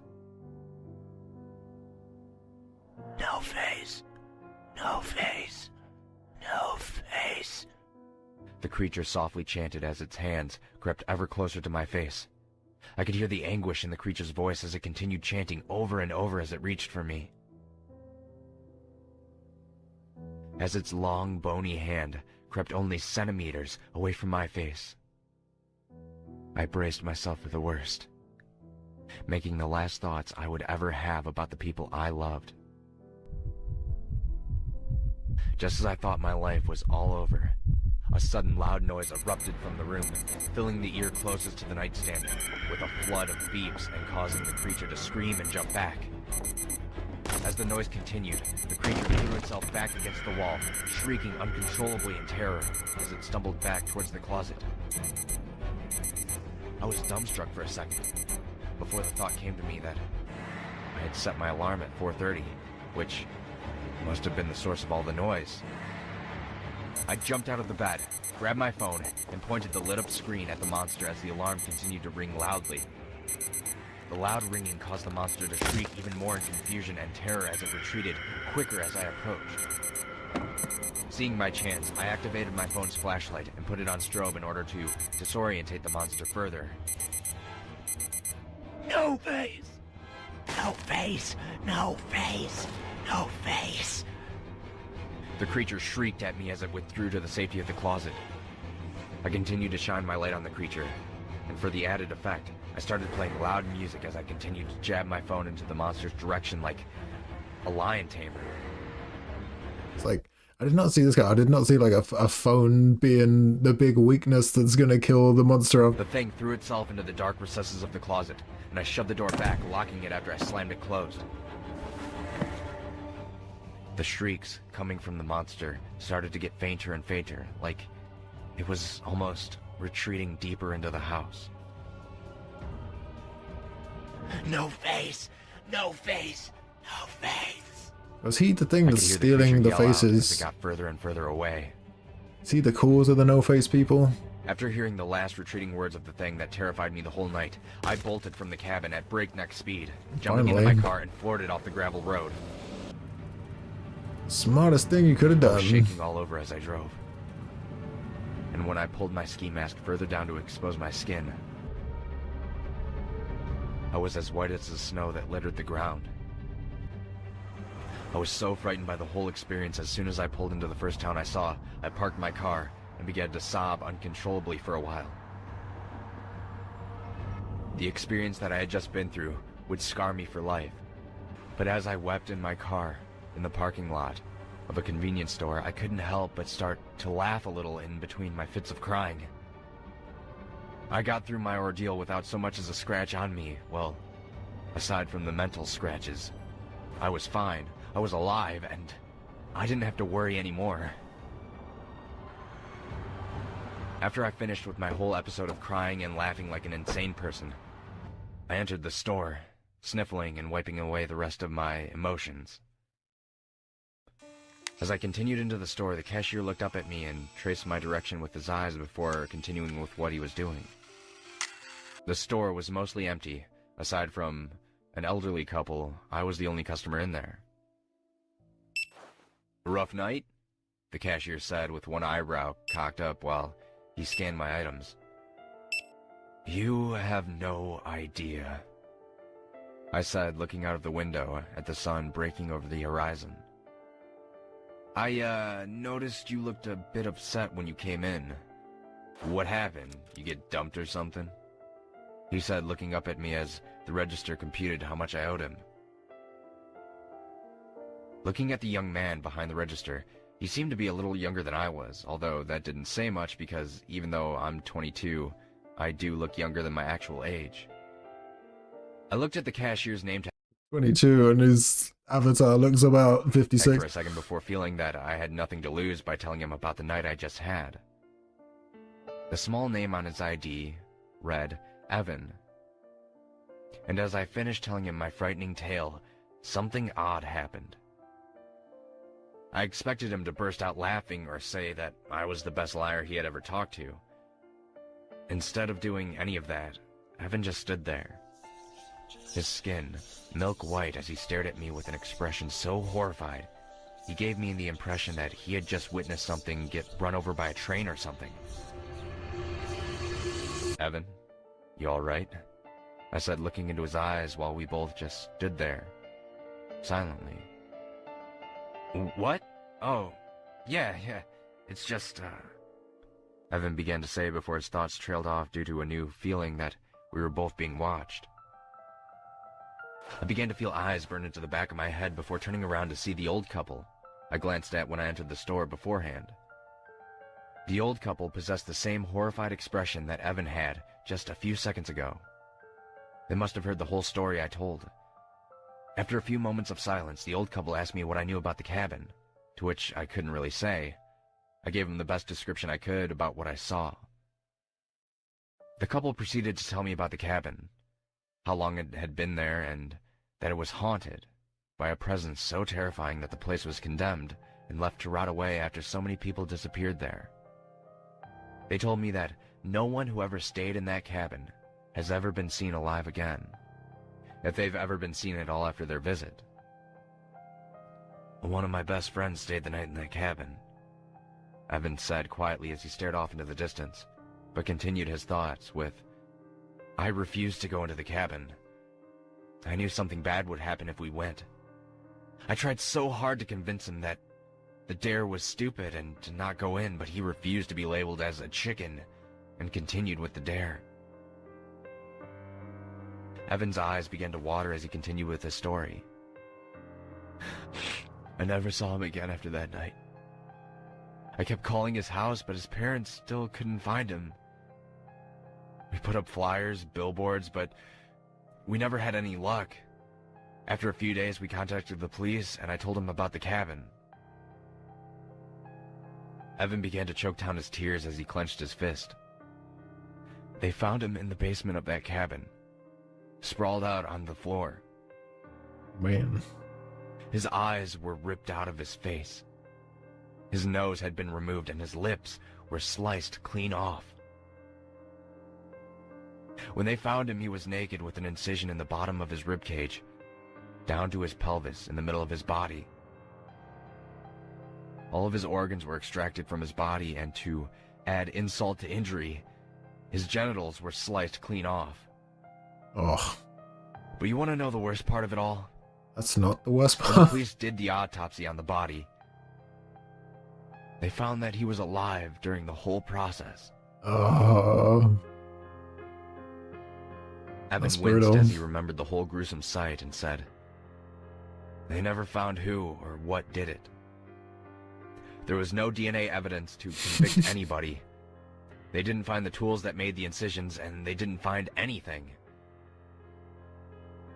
continuity Evan error clenched his there. fist tighter on the table before the old man, listening to our conversation, put his hand on Evan's shoulder to reassure him that it was going to be all right. As he comforted Evan, he looked at me and said, "People have been disappearing from the area for decades. Maybe even centuries for all we know, but the bodies always end the same gruesome way. I don't care who you are. No one deserves something like that happening to them. They should just torch that damn place to the ground." The old lady joined her husband's side and looked at me with the most foreboding face I had ever seen. "If your story is true, you should consider yourself the luckiest man on the face of the earth. In all my years of living, you are the only one to go into that cabin and emerge alive," the woman said, gripping onto her husband's hand tightly as she spoke to me. After hearing the old woman's words, I realized that Evan said the body of his friend was found in the basement, which would explain why the monster's voice got fainter. It would have pulled me into the basement if my phone hadn't gone off. I quickly paid for my items and left the store, more troubled now than I was when I entered. Feeling drowsy due to the lack of sleep and constant adrenaline rush caused by the whole terrible ordeal, I decided to go to a hotel and spend my day sleeping and relaxing to get my mind off things. That night, I sat on the bed in my hotel room and looked at the 2 items that saved my life. In one hand, I gripped onto my ski mask, which hid my face from that terrible monster. That's why he was saying no face. I held my cell phone, which scared away the horrible beast that could have killed me. I decided from that day on, I would always wear my ski mask to bed. It saved my life. That's the least I can do for it. The recent brush with death I just experienced had taught me that life is far too precious to waste, so I decided to ask my best friend Samantha out on a date, and things worked out perfectly. Samantha and I were together for 2 years before I recently asked her for her hand in marriage, which she said yes. Part of me will never ever forget that awful night, and because of it, not only have I been wearing my ski mask to bed every night since then, I've also made it a priority not to live in any type of house that has a basement. Cool. As an added safety measure, I started locking every door before going to bed. It's a pain, but you can never be too careful. Despite these crazy precautions, Samantha has accepted my little quirks and has continued to be supportive as we continue our journey through life together. I couldn't be happier with the way things turned out in my life, and I'm so lucky to be with Samantha. Everything's perfect. There's just one thing that bothers me, and I think I might just have to blame my imagination, but sometimes, when I wake up at night, when it's really, really quiet, sometimes I'll hear soft scratching noises. Also, and I think it's just paranoia, but I swear, sometimes I hear something whisper, "No face," from inside my closet. Followed him. It followed him home. So if he's not wearing that ski mask and he hasn't got his phone with his alarm set ready to go, he's dead. Man, I do that. That was one of them where it's like it's 27 minutes long, but it didn't feel that felt about 10, 15 minutes. It's one of them that just really grabs you and pulls you in. Yeah, that was really cool. I do love these kind of things. It was like the one that I think it was it Lumen that played it last time on the last stream with the I can't remember what it was called, but you know the one that was kind of like this, of the same kind of nature. Just took you on a little journey and told you a little story. Yeah, that was really cool. I like that. It just sucks you right in, completely consumes you. I love that. I love those kind of ones. But yeah, I was a bit confused at first why it was saying no face, but because he was wearing the ski mask, he had the ski mask on. So I think the creature couldn't maybe like gauge whether he was fearful of it or not. So maybe like that was kind of keeping it at bay. And then right as it was about to try and pull the ski mask off, the phone went off. Am I right in that? I don't know. But it was good though. I enjoyed it. Yeah, thanks for that, Spot Guy. Nice one. Nice one. Yeah, the faceless people. Yeah, that's another thing. Because he was saying, when he was saying like no face, no face, I was thinking, is that like his hobby or something? Like he doesn't tear them all to shreds and rip their organs out. Some of them he just like wipes their faces, smears them all out, and takes away their features and leaves them just a lump of skin, just for the fuck of it. I don't know. Questions, but then again, it's one of them where it's, you know, I guess it's kind of open to interpretation. You just kind of you fill in the blanks for yourself. Maybe there were people that made it that way, and also my theory is that that was the girl with the face. What, the monster was the girl with the face? I don't know. I don't know what to think on that one. But it is cool how it does that to you. I think a lot of people don't like open to interpretation stuff, but I love it. Like, I love when I'm like reading a book or something, and it just ends in a way where you just kind of make up your own ending, because it can be whatever you want it to be, you know? Some people prefer it to be black and white, and they like it to be told explicitly and shoved in their face. But I don't know, if it's done right, if it's done in a way where it makes you ponder in a way that excites you, and it makes you think, it makes you wonder, like, oh, I wonder what did happen. As long as it's not doing it in a way where it's kind of like slapping you in the face and going, okay, fuck you, the end. You know, it's I do like it. I do like it. Right. I need a quick break because I need to run to the toilet, so I'll be right back. When we get back, I mean, maybe have a think, load up a video. I might check out some chilling scares when we get back, because I wanna watch one of those. There's actually one loaded up right there on the top right, but yeah, we'll check it out. We'll check it out. Maybe if you guys are up for that, we'll do a chilling scares, and then we'll go back to Wheel of Names, and someone can pick something. I don't know. It's up to you guys. But I will be right back. Enjoy the music of my be right back screen until I get back.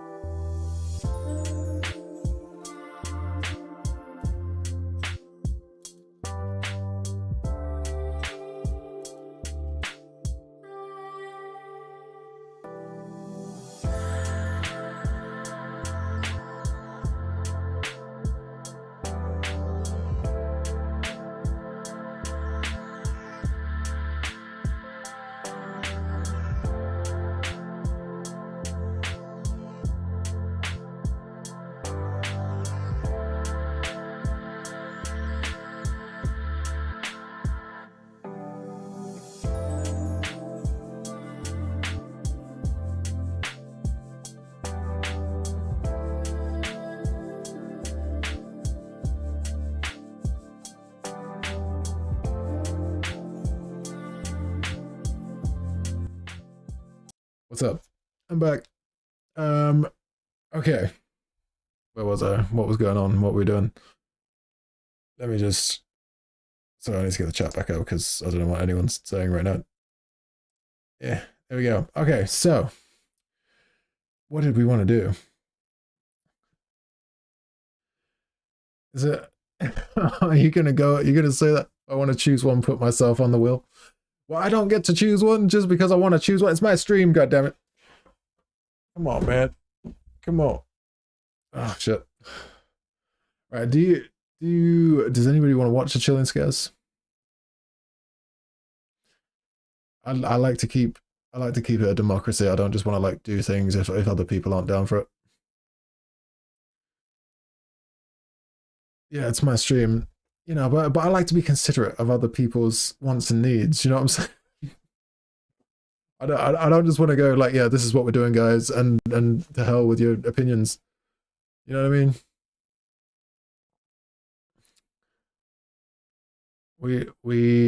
We can't in unison. Will. Oh my god, you people, man. You people. You're so harsh.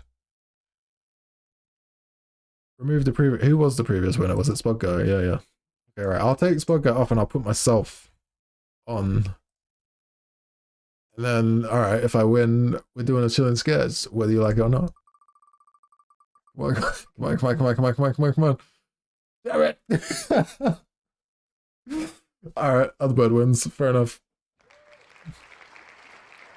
Okay.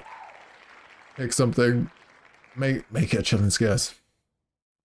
Make it a Chilling Scares. No, I'm joking. Pick whatever you want. So it's up to you. Whatever your heart desires. Whatever you're feeling, you know? You'll put them in the suggestions. Okay. Do we do a quick GeoGuessr? Yeah. Okay, see, I'm reading people's minds now. Alright, we'll do a quick GeoGuessr. Alright, this is looking very British countryside right now. But it's not, I don't think. Because look at the name of that road. Orbiquet. Orbiquet? Wait, is it? And can you guys just rule out that this isn't like Germany or Poland? It's a nice place though. Picturesque, idyllic.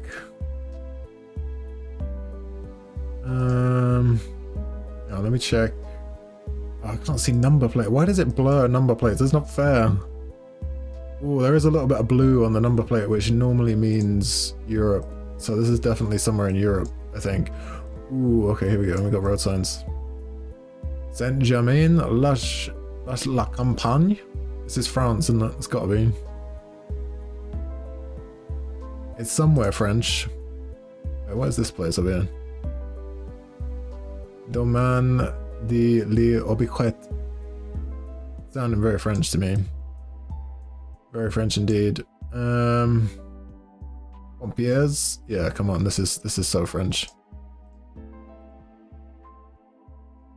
Champagne region of France. You reckon that's where it is? Champagne? Alright, where is that exactly? Do you know where it is on the map? Because I have no idea. France is a big place. Let's see if I can just like randomly spot it somewhere. Champagne. I don't know where it is. There's a place called Nancy.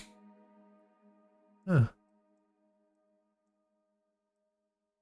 They are... I don't know. I have no idea where it is. There's Le Mans. Chateau.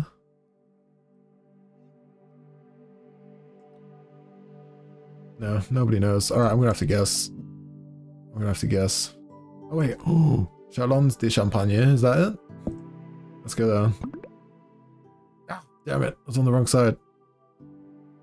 No, it was, yeah, Saint-Germain La Campagne. Yeah, so it's, yeah, it wasn't Champagne, I don't think.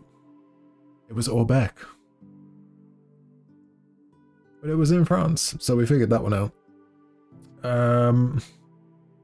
Alright, Other Bird, how are you getting on? Did you put them in the thing? Nope, still working on it. They're still working on it. Alright, let's do one more then while we wait. Almost done. Okay. Oh my god, that's beautiful. Nice. What does that say? Old Dunstan Road. That sounds very British. In England somewhere? Are we like... Old Scotland? Does look a bit like Scottish moors, you know? Oh, hang on. We got Welsh's Road. Welsh's... Wales? Nice and great. I mean, it's definitely in the UK somewhere. It's looking a bit Scottish to me. I gotta say. Okay, other bird's done. Right, let's just do this one quick. See if we can figure this out. I have no idea. I need something. I need a confirmation that this is Scotland. It's not really giving me anything other than, oh, cows. Are they Scottish cows? Anyone know what a Scottish cow looks like? Because I don't. Alright, should we guess Scotland? Because I don't know. I don't know whereabouts in Scotland. It's going to be out in the middle of nowhere somewhere. So, I'm going to guess... Oh. Oh.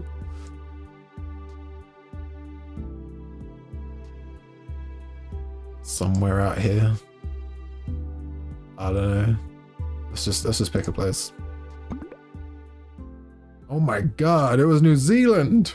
Holy shit. I was way off. Wow. Whereabouts in New Zealand? Damn. Okay, fair enough. Fair enough. Okay, right. What do you get? A few smaller vids. Play in order from top to bottom. Okay, I love the instructions as well. I love how it comes with instructions. Alright. Oh, fucking ads. Piss off. Not playing your ads. 12. What is this? Dredge. Oh, I know this game. I haven't played it, but I've seen it before. I thought about playing this for the channel once, but I never did. Isn't it like a ship puzzle game or something?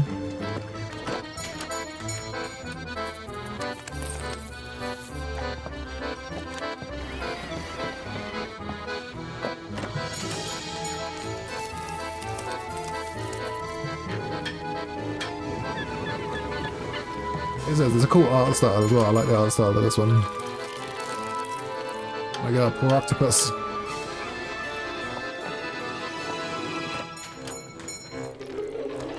Oh my god, the fish just get weirder and weirder.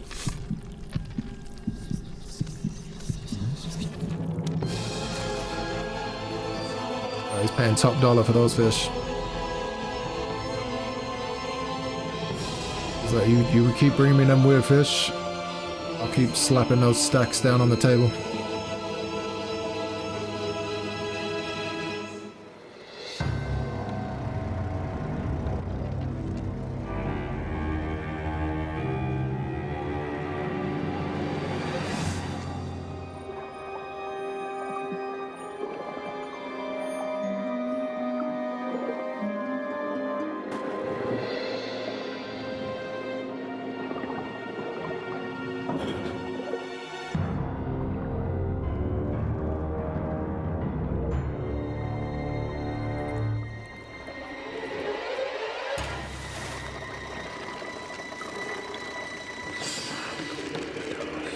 Yanking out Pandora's box.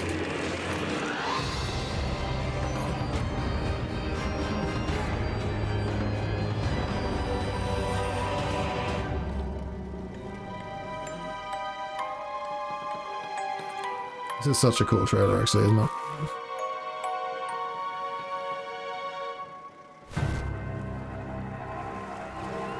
the gist is you go out and you fish.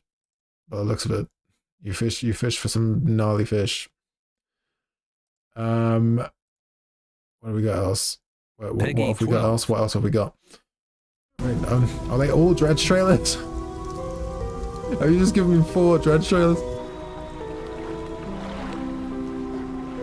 Oh, sorry, full screen. Okay, so this is more like gameplay and stuff.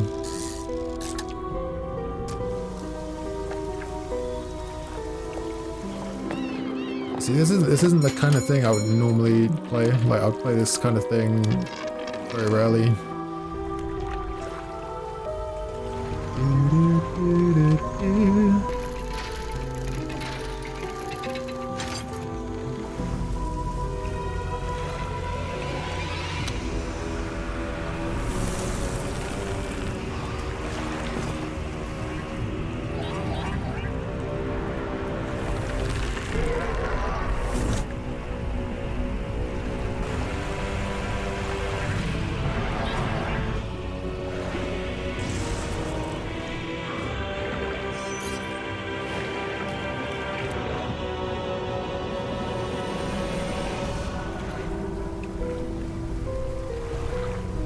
Very cool art style. Yeah, I need more story-based games like this, ones that have got this kind of art style. I want to see more of that. Anybody know any? Because if you do, let me know. Just like, I need like a narrative-based game that's got that kind of art style going on with it. That's what I want. That's what I want to play. Alright. Did you literally give me a load of dredge stuff? Mr. Hollywood! Hello. Peggy 12. Yes, you did. Give me 4 dredge trailers. But you know what? You won the will, so... You won the will. I can't complain.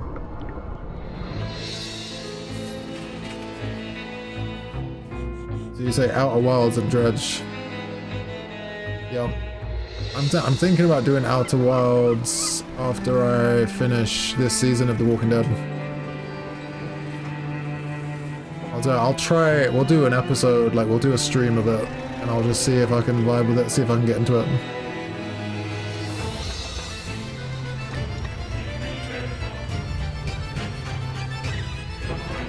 Well, they made a lot of trailers for this game, didn't they? Good marketing team. Wrong marketing team.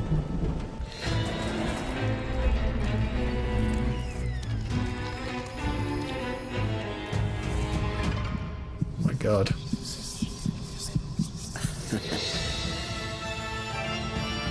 Mad scientist, man.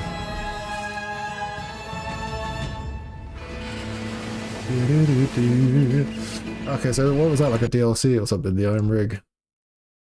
Some kind of DLC. Yeah, right, yeah, I see. Right as I said it, you put it on there. Oh my god, these ads, why is my ad blocker not working properly? Peggy 12. I mean, I can't really complain because I don't pay for it, but... You know, beggars can't be choosers.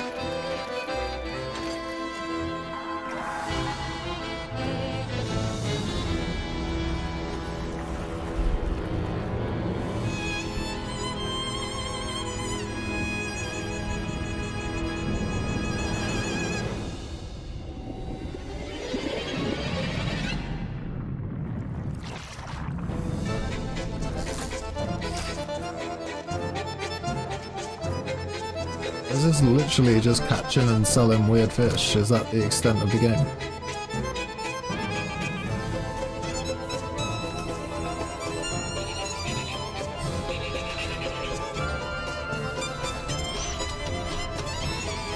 Okay, you got like the weird fish in the oil spills and stuff.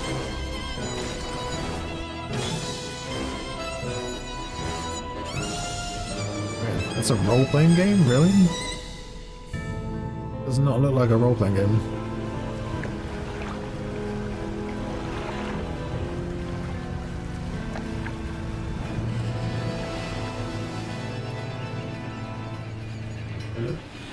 Oh, like RPG mechanic. Oh, okay.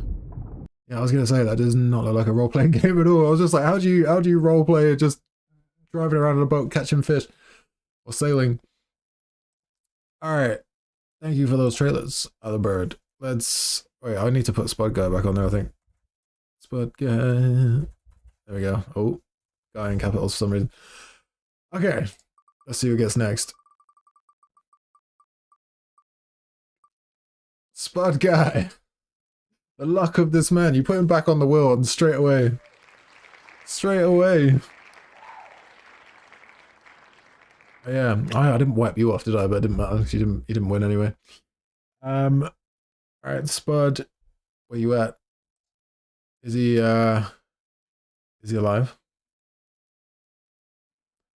Okay, I'll give you a second. We'll go back to GeoGuessr in the meantime. Let's go. We vibing. GeoGuessr vibe. Okay.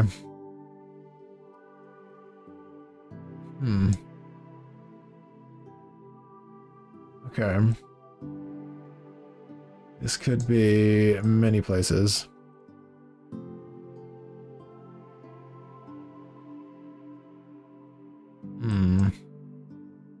What does that say up then?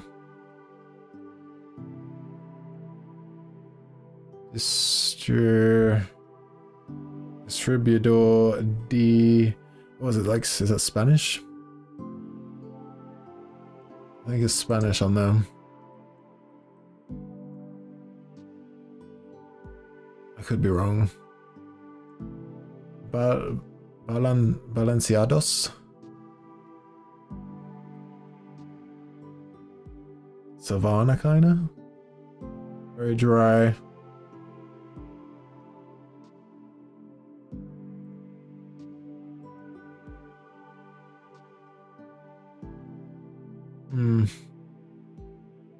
I'm thinking, I mean, I'm gonna go by the language on the side of the building and say it's Spain.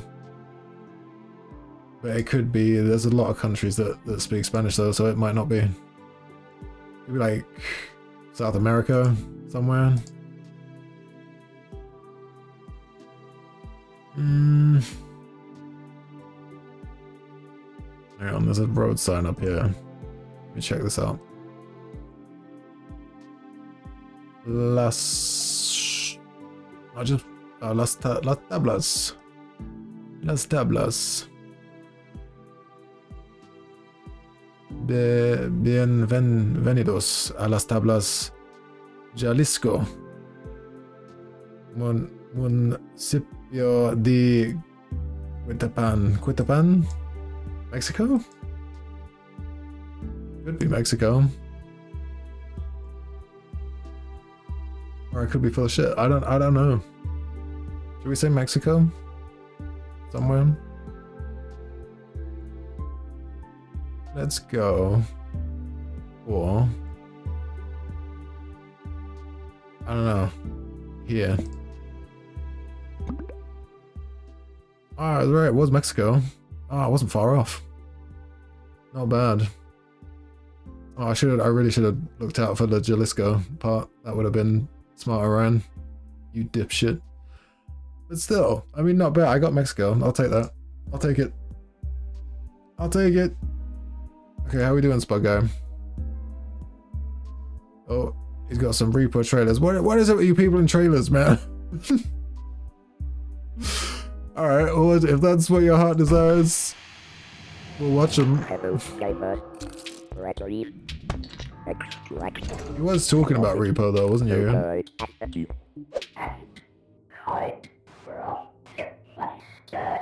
What could possibly go wrong?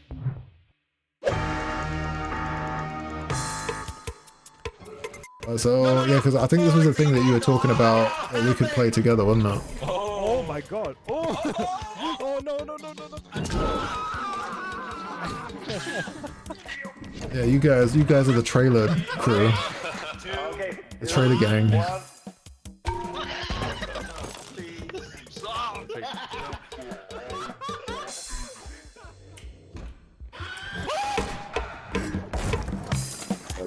But this is what we need. We do need something like this so we can all jump on.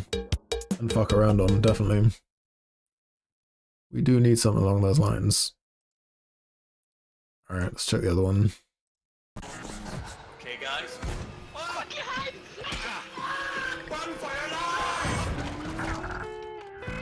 Ooh, tiny. Be careful, be careful. Look at us. Am I gonna get fucked for this music? Okay, guys, I have a plan. No. This or Jackbox? I have to look at Jackbox in a second, actually. No, Michael, don't get involved in this. Oh, what about like No, no, no, no. Phasmophobia or something? Even though it's, I know that's quite old now, but something horror orientated would be cool as well.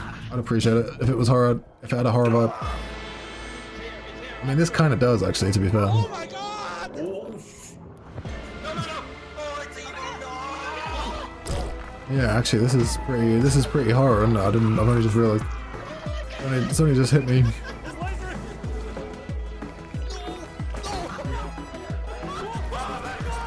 Yeah, it's more like funny horror instead of actual like scare you alive horror. Yeah. What was it? Jackbox. Let's watch the trailer for the trailer people.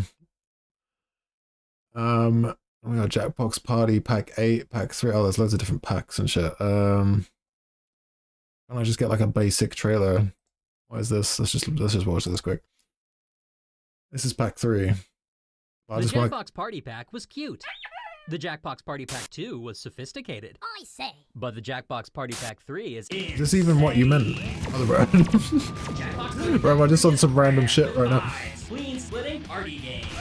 The death-defying quiz show, Trivia Murder Party. Match wits with a trivia-obsessed killer.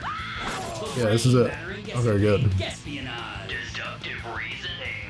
The explosive t-shirt slugfest, TKO. Battle your custom t-shirts to the death. The down and dirty game for liars, faking it. Catch your friends in embarrassing lies. And the nitro-burning sequel, Quiplash 2. User-generated content. Play with up to 8 players using this, or one of these. Plus, an audience of up to 10,000 can play along. It's the Jackbox Party Pack 3. You're gonna need a bigger couch. Alright. Okay, that could be fun. I don't really get what it is, but it could be fun. What is it? What the fuck is it? It's, I'm not quite grasping the concept of that. I kind of do. I kind of get it. It wasn't entirely clear. Any horror game with a multiplayer option is never scary with friends, to be honest. Yeah, that's true, to be honest. Yeah, you got a point. Because it's, you know, yeah, because you're all just like dicking around, aren't you? It takes like, horror games are a lot better when it's just like you in a dark room, to be fair. Yeah.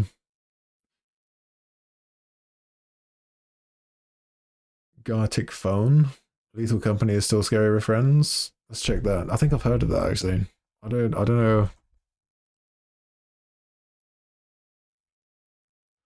Oh, hang on. We need the trailer.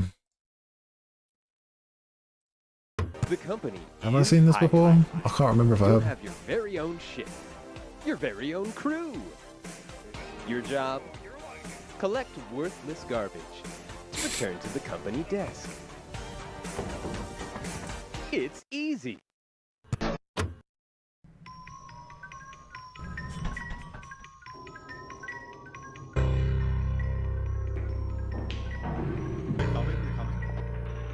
Is this like Among Us or something? Like a horror Among Us or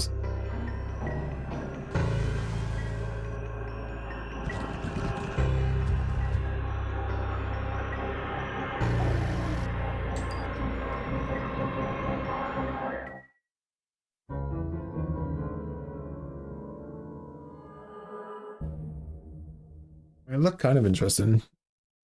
It's one of them that you have to kind of get to grips with. I mean, like, we'll have to decide on something. We'll have to like do a load of games and then just poll it or something and just see. I mean, I know there's not many of us to take part in the poll, but we'll just kind of see what wins. But yeah, just gather like 3 or 4 games, poll it, and just see what people would rather do. Okay. All right. Well, let's jump back to the wheel. Spud guy won that one, so I'll take him off. Come on. Come on, give me a break, Will. Give me a break, Will. Give me a break. Yeah! All right. I get to pick. See, it's official now. The will has spoken. I get to pick. I get to pick. I'm watching some shit and scares because that's what I want to do. It's my turn. It's my turn. But I will let you guys decide on what one we watch, though.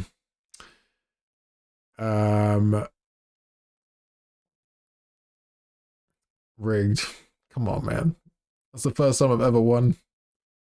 What do you want to do? We got serial killers that are still on the loose today. 4 innocent looking videos with disturbing backstories. 4 missing persons found alive on video. 6 most disturbing internet rabbit hole. 6 most disturbing pieces of lost media. I'm kind of feeling the most recent one, actually. Serial killers that are still on the loose.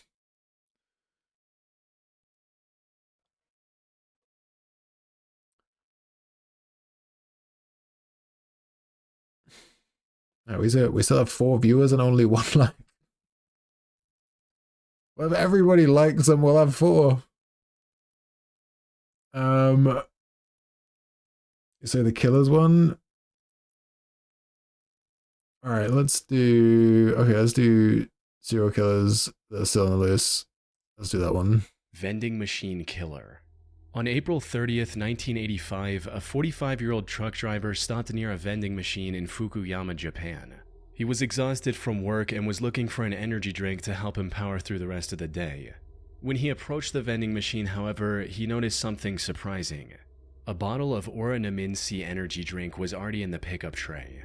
Thinking he'd lucked down on a free drink, the truck driver wasted no time chugging it down. No. What he didn't know was that this would be the last drink he would ever taste. Would you do that? Like, if you went up to a vending machine and there was just a drink already in there, would you just take it out and start drinking it? There's no way I would. Instead of the refreshing feeling he was looking... Because you don't know if someone's just, like, waiting in the wings or something, waiting for some girl to, like, pick it up and drink it, and it's full of, you know, like, Rohypnol or something.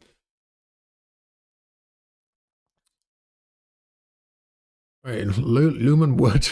looking for, he felt something horribly wrong with his body. You're just asking to get kidnapped. A burning sensation quickly spread throughout his throat, followed by an intense wave of nausea. It wasn't long before he was lying on the road in excruciating pain. He was rushed to a nearby hospital where doctors discovered a lethal amount of paraquat dichloride in his system. Paraquat is an herbicide that was quite common in Japan at the time. More importantly, it's also highly toxic to humans. When ingested, it can lead to severe nausea, throat inflammation, internal chemical burns, and eventually death. This is also why it's been banned completely from over 70 countries to date. Unfortunately, despite knowing the reason for his illness, there was nothing the doctors could do to save his life. There's no antidote for the deadly chemical today, let alone back then. So, after hanging on to his life for a month, the truck driver passed away on the 30th of May 1985. At first, investigators assumed that given the nature of his work, he might have accidentally encountered the toxic substance while on duty. However, after reviewing his haul records, they found no trace of this herbicide or anything remotely linked to it. This left them with only one conclusion: the chemical was mixed into the drink he consumed just moments before collapsing in agony. But with no leads or concrete evidence, they couldn't determine whether it was a murder or self-inflicted act, resulting in the case getting shelved for the time being. Now, while this might sound absurd today, Spuggo, we're on Chilling Scares, we're watching serial killers that are still on the loose today, just so you know. You have to understand that paraquat was readily available in the country at the time. You didn't need any prescription or identification to purchase the chemical, leading to over 1,400 people using it as the poison of their choice in 1984 alone. In other words, the possibility of it being self-inflicted was just as high. However, just as the investigators were about to give up on this case completely, they received tragic news. Another person had fallen victim to the same poison after consuming Oranaminsi on the 5th of September. Then another 6 days later, and one more 2 weeks after that.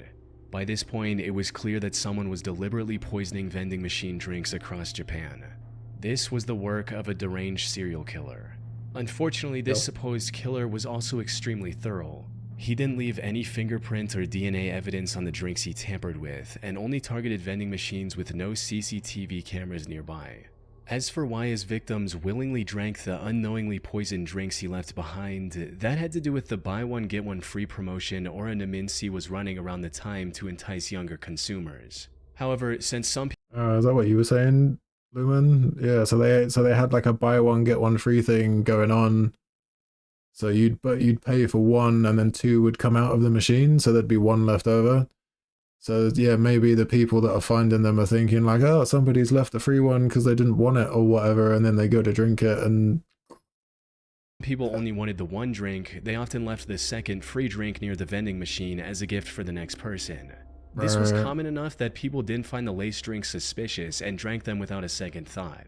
And you'd think, yeah, because that's kind of like, that's very a Japanese thing to do, isn't it? Like respectful culture and what have you.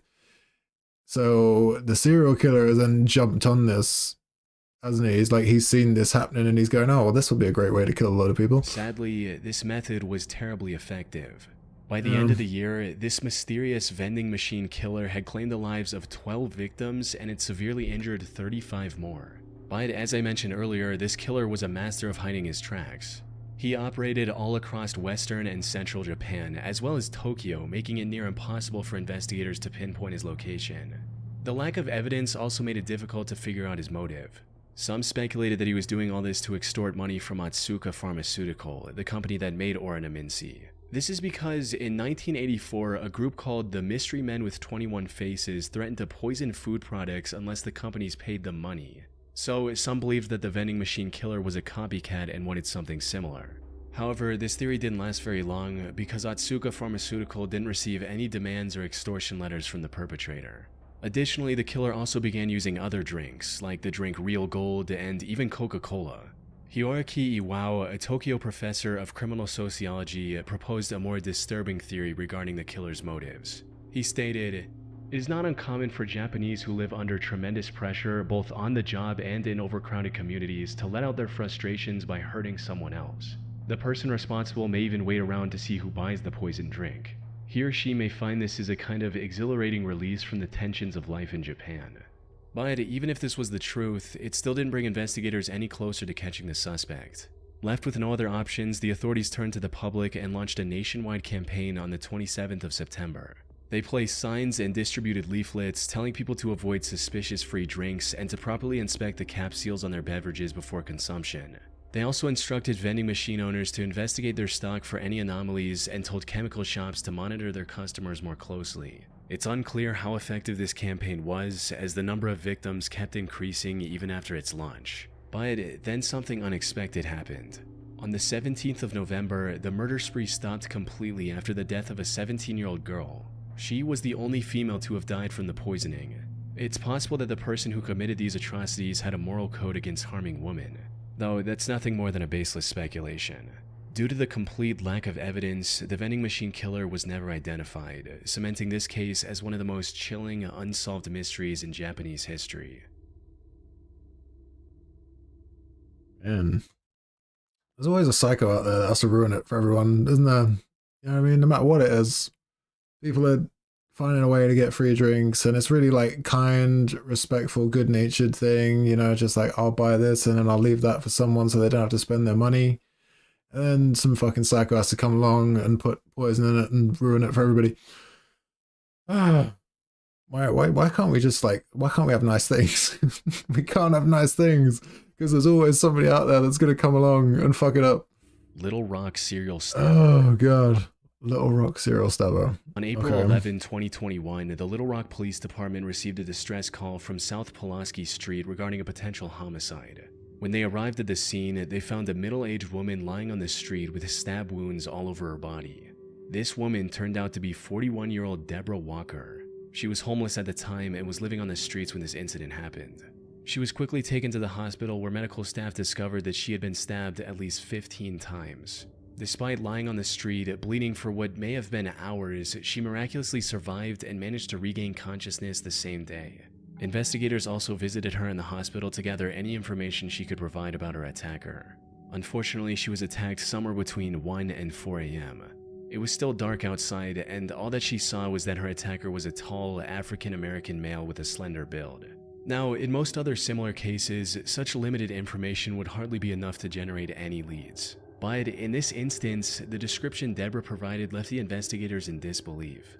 That's because her attacker's profile closely matched the perpetrator of another incident that took place about 8 months earlier in the surrounding area. The victim of that incident was 64-year-old Larry Eugene McChristian. He was living in Little Rock with his daughter Sarah, who was on probation at the time. On the 20th of August 2020, he had a medical emergency and was taken to the hospital in an ambulance. He was discharged from the hospital the next morning. Yeah, I've always wondered, you know, about being stabbed. I mean, being stabbed at all, but let alone 15 times. Like, how that must feel. I think your body would just go into a state of shock, wouldn't it? So it wouldn't really, I don't think you'd feel anything. Not first, anyway. I think you just go into like a massive state of shock. However, when the hospital staff tried to contact Sarah so she could pick him up, she wasn't answering her phone. So they gave Larry the information about a nearby homeless shelter and a bus token to get there. Later that day, Sarah came to the hospital looking for her father, only to learn that he'd been discharged hours ago. She then reached out to the homeless facility Larry was told about, but they didn't know anything about his whereabouts either. The only option she had was to file a missing persons report and wait for the police to find Larry. 2 days later, on the 24th of August, Sarah received the call she was waiting for. Tragically, it wasn't the news she had hoped for. According to the official report, the Little Rock Police Department found Larry's body on South Gaines Street at around 2 a.m. They identified him by the hospital discharge papers he had on him. More importantly, he had multiple stab wounds on his body and was unfortunately already dead by the time the police arrived. His death was declared a homicide, and the investigators began looking for clues almost immediately. This proved quite impossible at first, since there were no witnesses and there wasn't anything that could be used as evidence at the crime scene. However, after inspecting the surrounding houses, they had a major breakthrough. The CCTV camera outside a nearby house had captured the suspect walking down the street when suddenly he spots Larry and begins walking towards him. After committing the crime, he tries leaving the area, only to stop, go back, and stab Larry one last time before fleeing. As mentioned earlier, this man matched the profile Deborah gave to the police, leading investigators to believe she was attacked by the same person. While looking into older cases, they also connected the same killer to another murder that happened. So it's bad enough to like just to stab someone, period. But to walk off and then go, oh, actually, you know what? I'm not done yet, and then go back and do it again. Like, oh god. And yeah, imagine the feeling that your grandpa was murdered because you were late. Yeah. It's like Uncle Ben in Spider-Man, you know what I mean? Because he didn't I can't even remember what happened. Why did Uncle Ben die again? It was because he was late, wasn't it? Or because he didn't pick up Aunt May. I don't know. I can't remember. I haven't seen it in years. I can't remember what happened. But I know it's something to do with like you're supposed to be somewhere, but because you didn't go, someone dies. Happened in the area on September 23rd, 2020. The victim of this incident was 62-year-old Jeff Welch, another homeless man who was living in an abandoned home. On the morning of that day, Jeff's friend found him on the porch of his house with a stab wound on his neck. They were homeless people as well. Investigators knew they were dealing with a deranged serial killer. However, just as they uncovered the connection between the three attacks, another tragedy unfolded. On April 12, 2023, a day after the attack on Deborah Walker, another one of his victims was found on the Wright Avenue overpass. The only thing in common with these 4 attacks was that they all involved homeless individuals, and they all happened between 1 and 4 a.m. Oh, they were all homeless. There seemed to be no clear pattern on how the perpetrator selected his targets. This left the Little Rock community terrified to leave their homes, fearing they might become the next victim of the serial killer on the loose. After realizing the potential danger of this situation, LRPD began spreading awareness about the man who is now being referred to as the Little Rock Slasher. They also turned to the public to ask for any information they could provide on the matter, and even announced a $20,000 reward. We also need your help. If you have seen anything suspicious or have surveillance cameras on your homes or businesses in this area, please contact us at 501. Unfortunately, despite having CCTV footage of the suspect, the Little Rock Slasher was never caught. The case remains a mystery to this day. Or at least that's what the official reports say. While researching this case, I came across an Arkansas-based blog called the Snarky Media Report. The authors of this blog did their own investigation into the slasher case, and what they found was shocking to say the least. Put simply, they claim to have found the true identity of the killer after talking to multiple locals and Deborah, who, according to their blog, already knew the identity of her attacker. They also uncovered many details about this supposed killer, including his criminal record, which reveals that he has already served 2 prison terms in Arkansas for felony convictions of domestic violence. Also, his history with drug abuse and how it made him very agitated and violent. The authors of this blog also claim to have contacted the alleged killer's previous landlord, who gave them this image of the perpetrator. Which begs the question, if they know so much about the slasher, including his legal name, why didn't they give this info to the police? That's where the case goes from creepy to bizarre, since, according to them, they've already given everything they had to the relevant authorities. Despite this, the Little Rock police didn't make any progression in catching the serial killer. Snarky Media also published a video of the Little Rock mayor and police chief refusing to answer questions about the case. This seems to hint at something incredibly shady going on behind the scenes. Definitely. That said, there's no way for me to confirm if the authors of the Snarky Media blog are telling the truth. For all we know, their whole investigation is made up, and this is just some random guy who has nothing to do with the 4 attacks, and it's all a ploy to make the Little Rock Police Department look bad. Most of the information they've gathered seems to check out with what's released publicly by the authorities. The only discrepancy in their investigation is the age of the suspect. Officials believe the slasher to be young, possibly in his 20s, but the authors of this blog state that the person they found was 46 years old. Unfortunately, this is where the leads end. Whether Snarky Media is telling the truth or not remains uncertain. What is certain, however, is that the case remains unsolved to this day. The Little Rock slasher is likely still out there and can continue his murder spree at any moment. What do you think on that one? I mean, there's nothing to go off, is there, with ones like that? I mean, they could have been onto something, but yeah, like you said, it's one of them where it's like, could be full of bullshit, or maybe they were telling the truth, but there's no way to verify it. But then again, like, if they were telling the truth, and like, why wasn't it looked into? Like, why didn't the police go out of their way to try and look into it? Did they just ignore it? And why do these people stop as well if they never get caught? That's what I don't get, because normally they just keep going until they get caught. Because there's just something in them that just loves that feeling of getting one over on the police and being able to, to outsmart them. So they just keep going and going until they eventually just fuck up at some point and, stick their foot in it. I don't know. Check out the next one. Thanks to Trade Coffee for sponsoring this video. I never considered myself much of a... The next one's Trade Coffee. Alright, let's just... They warmer. There we go. Okay. On February 17, 1997, 21-year-old Patrick McNeil went out with his friends. He spent the evening out drinking with his friends in the Dapper Dog Bar in Manhattan. During this time, he likely drank more than he could handle, resulting in him throwing up in the bar's bathroom before leaving in a highly unstable and disoriented state. Patrick was then seen turning left onto 90th Street, heading in the direction of the East River. This was the last time anyone would see Patrick alive. Following this night out, Patrick vanished into thin air. Despite extensive efforts, authorities found no leads or clues to his whereabouts. That is until April 7, 1997, when Patrick's lifeless body was found in the East River 50 days after his disappearance. Duty Sergeant of the NYPD Special Investigation Division, Kevin Gannon, was called to the scene to assist with the body's recovery and examination. Kevin had been a seasoned detective for years, and by this point there was little that could surprise him. However, the circumstances surrounding Patrick's death disturbed him to his core. The more he looked into it, the more strange the situation became. For instance, Kevin noted that Patrick's body wasn't decomposed enough to have been floating in the river for a week, let alone the past 50 days. He also found burn marks on Patrick's body, hinting at the possibility of him being restrained prior to his death. Kevin knew that something wasn't right. Unfortunately, due to the complete lack of evidence pointing to the contrary, Patrick's death was ruled as an accident. Kevin kept thinking over this feeling for the next year before coming across a case that reinforced his suspicions even further. On February 13, 1998, another body was found in the same stretch of water.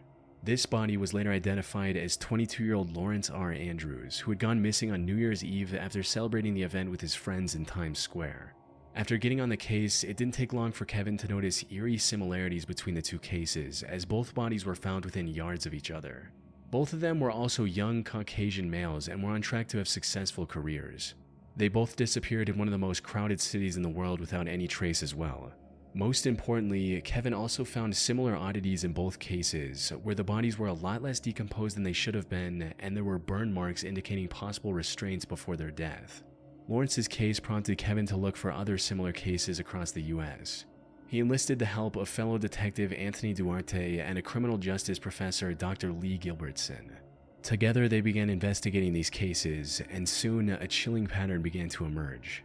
In total, they found 45 different instances of young men dying under shockingly similar circumstances as Patrick and Lawrence. Most of them went out for a night of drinking, became more intoxicated than usual, disappeared shortly after, and were later found dead in some body of water. Almost all of them were also Caucasian and on track to have a high-paying career like engineering after college. Most disturbingly, however, they also found graffiti of smiley faces near the bodies of at least a dozen different victims. This led to the three investigators creating the smiley face murder theory. According to this theory, these 45 and possibly many other deaths from the 1990s to 2010s weren't accidents in the slightest. Instead, they were murders committed by a single deranged person or an organized group of serial killers. This is the only logical explanation they could find to justify the many oddities and similarities in these incidents. That said, while this theory makes complete sense to some people, others aren't convinced one bit. Criminal profiler Pat Brown, for instance, called this theory ludicrous. She believes that the idea of connecting smiley faces, one of the most common graffiti symbols, with murders is just absurd, stating, "It's not an unusual symbol. If you look in any area 5 miles square, I bet you could find a smiley face." The FBI also completely denied this theory in a statement, reading, Yeah. I mean, they're all different as well, to be fair. Information about the victims different provided faces. by 2 retired police detectives who have dubbed these incidents the smiley face murders and interviewed an individual who provided information to the detectives. To date, we have not developed any evidence to support links between these tragic deaths or any evidence substantiating the theory that these deaths are the work of a serial killer or killers. The vast majority of these instances appear to be alcohol-related drownings. However, despite these setbacks, the 3 men have stuck with their theory. They are still working on finding evidence to back their observations. That said, if their hunch is correct, it would mean one of the most wicked serial killers in American history is still at large today. So that one's like unconfirmed then, but I feel like that's just them kind of writing it off. Like if they're saying it's alcohol-related drownings, they're just like saying that just to cover their ass, you know? But I don't know. Because I feel like if it was a serial killer that had like a smiley face as a mark, then they would all be identical, you know what I mean? It'd be like the Zodiac killer, you know, there'd be like a clear symbol. I don't think they'd be different. I don't know. What the fuck do I know? I'm just going off of, you know, my gut instinct. I-70 killer. Robin Fuldauer was a 26-year-old Indiana University graduate who was working at an Indianapolis Payless shoe source store near I-70 in 1992. The 8th of April was supposed to be her day off. However, just as she was getting ready to relax at home, the employee who was supposed to man the counter called in sick. Left with no other options, her manager called Robin and told her to cover the shift instead. Robin wasn't very happy about this emergency shift change, but she reluctantly agreed, arriving at the store at 10 a.m. and starting her shift as usual. Unfortunately, her day was about to get a whole lot worse. Everything seemed normal until 2 p.m. when the manager called the store for a routine check. To her surprise, Robin wasn't picking up the phone. She kept trying for a few minutes before giving up and calling the Speedway gas station neighboring the shoe store. One of the gas station employees, a friend of Robin's, went to the Payless store to see if she was doing okay. However, what she found inside left her confused. The store was in slight disarray and some of the shoes were missing from the shelves. The cash register was also open and there was no money in it.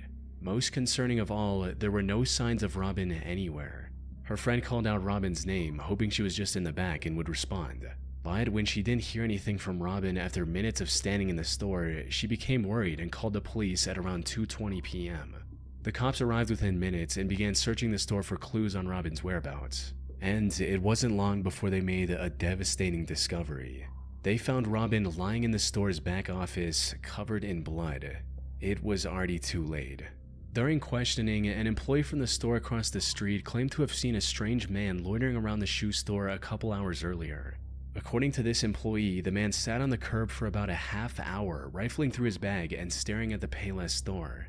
They then saw the same man a few minutes later trying to hitch a ride back to Interstate 465, which was about a quarter mile from the store's location. Unfortunately, they were too far away to get a good look at the man's face. Given the money stolen from the register, and without any other leads, investigators filed this as nothing more than a robbery gone wrong. However, they couldn't have been more wrong. Because just 3 days later, something similarly tragic happened to 23-year-old Patricia Smith and 32-year-old Patricia Makers. The two were working at a bridal shop in Wichita along I-70. The incident happened a little past their usual closing time as they were waiting for a customer who had a pickup. When they saw a man approaching the store, they assumed that it was the customer. However, this man drew a gun on the two after entering the store, took them to the back, and executed both with shots to the back of their heads. As the killer was leaving the store, he crossed paths with the actual customer the girls were waiting for. Without hesitation, he aimed his gun at the man and ordered him to head to the back of the store. But the customer defied his command and ran, narrowly escaping with his life. He later helped the police draw a sketch of the killer. Unfortunately, the sketch didn't provide much of a breakthrough. By this point, the authorities were certain they were dealing with a serial killer, but despite their efforts, the killer's spree continued. By May 7th, he had taken 3 more victims in small, low-traffic stores along the I-70 highway. By the time investigators managed to compile a few more sketches, the I-70 killer stopped his quest and went into hiding.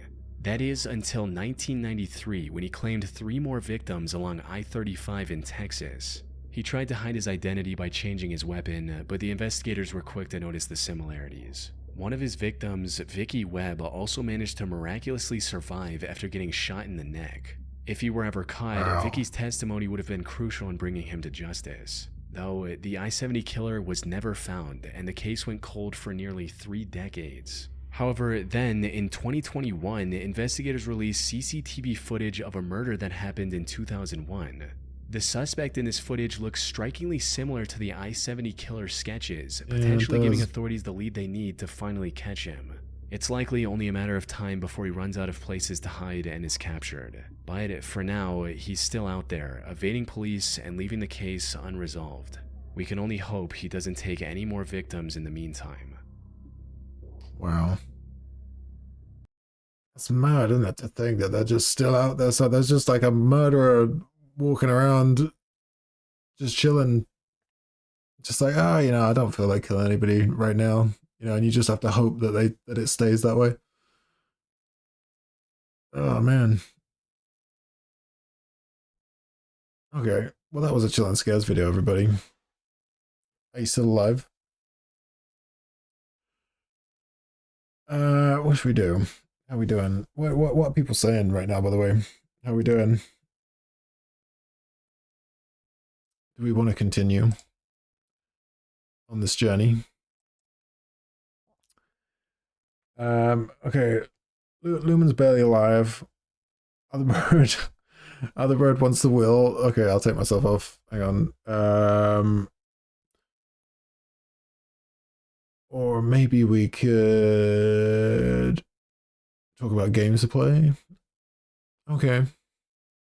Alright, let's do... Is Spot Guy still alive as well? Because I'm going to put him back on the will. Because he'll probably win. Because he for some reason, he always does. Let's see. Let's do a will. See who can jump on. So you can get a thing going. Okay, Lumen wins. So you cook us up the video. And then I don't know how long you guys want to go for. I mean, I can go for like another hour if you want. Like, I don't have to get up tomorrow, so it's up to you guys really what you want to do. Or we can do like, we can start winding it down, watch a few more, you know. What are people feeling? What are people feeling?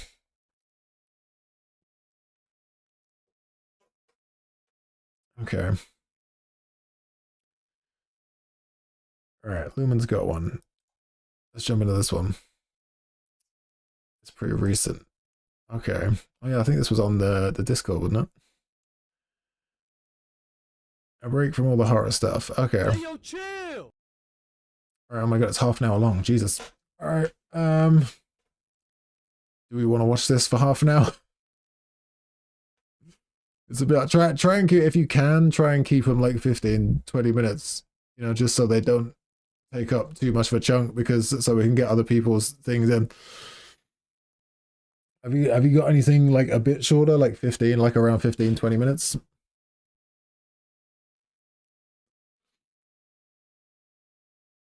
Vote, yeah, let's let the democracy decide. What do you want to do? Do you want to watch this for half an hour, or do you want something shorter? Do you want something like a bit more 15, 20?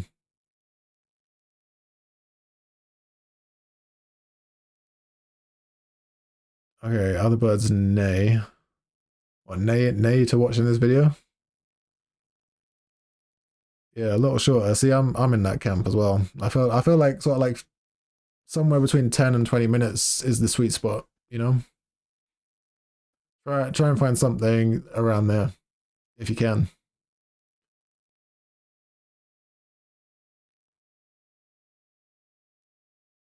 You know, because that way it just keeps the rotation flowing, and we're not watching anything for too long. I mean, it's fine. Like if you have a longer one and everybody agrees and then they want to watch it, it's all good. But I'm just thinking of, like, you know, keeping the rotation flowing. All right, let's do a GeoGuessr while we wait. Oh wait, no, I want the music. Why can't I have the music? Yes, I can. There we go. All right, where are we at? This is looking very American, straight out the gate. This is looking. I mean, this could be East Coast or like Central. I'm feeling like East Coast. Hang on, what does this say? Seven Pines Crescent. Okay. It's looking a little East Coasty to me. Definitely America, I think.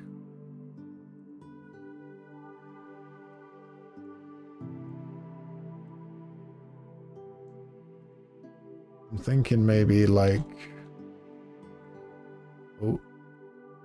Just somewhere along the East Coast. Maybe like Virginia? Could be.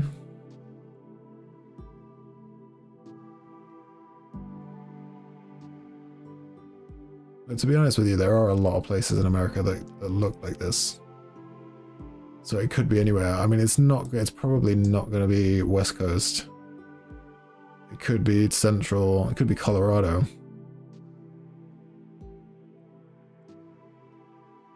Anybody got any ideas? I'm thinking Virginia for some reason. I don't know why.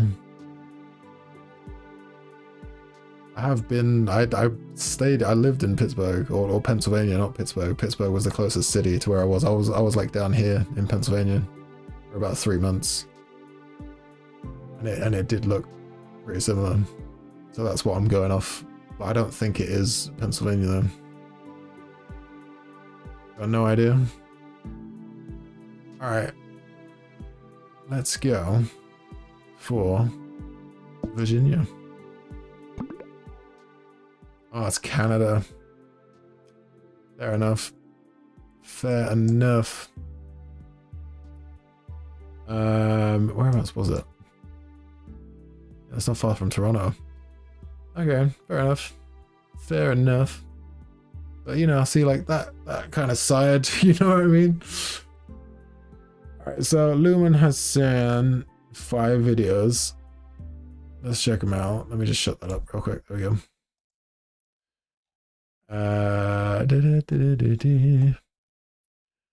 Okay, so we got My New Friend. We got You're Almost Gone. We got In Your Home. A House with No Windows. Why do you keep us here? I don't know what one to go for here. Does it matter? Should we just pick one? Let's just pick one. Let's go In Your Home. Oh, these are really short. Okay. I didn't realize how short they were.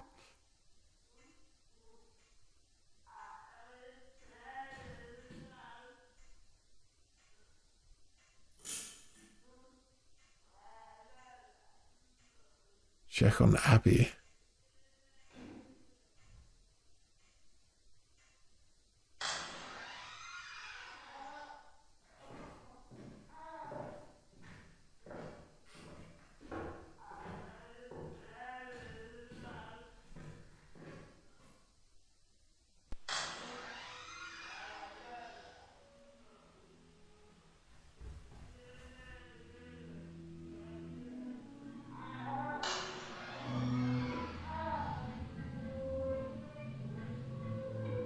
No, is it a baby?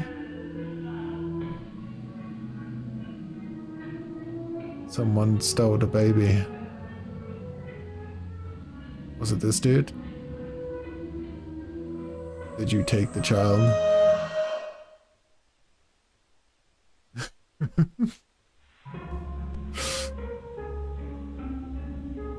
Are these supposed to be like played in a sequence?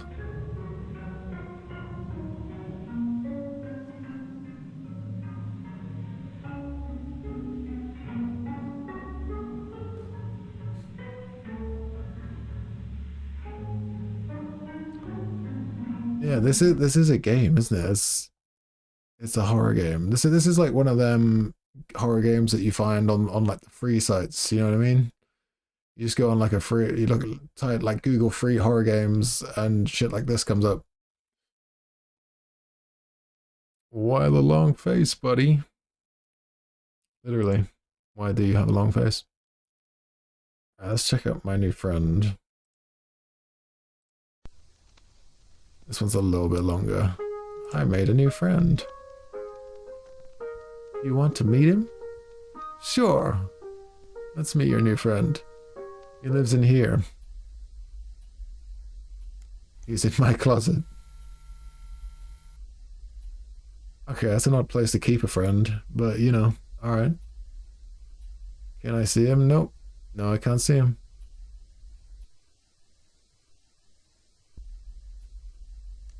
There he is. Oh yeah, I see him. Oh my god. Imagine seeing that at 3 in the morning.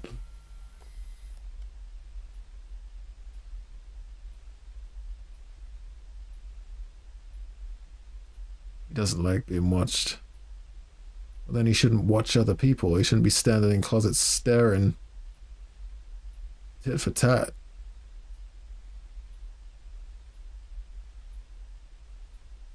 Oh, he's gonna... Oh, no. Oh, he's gone?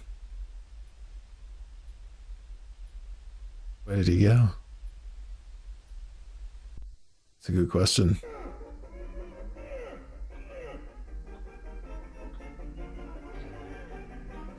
Yeah, that's Craig. So when your friend comes, yeah, you just like, you've got a friend over and they just see him in the closet staring through the slats. Like, who the fuck is that? Oh, that's just Craig. Don't worry about him. He's chill. He's all good.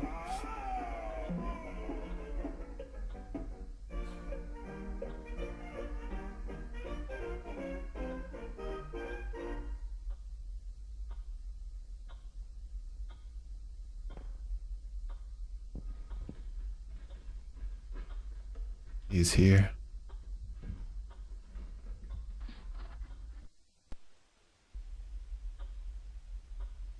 Craig? Is that you? Where you at, Craig?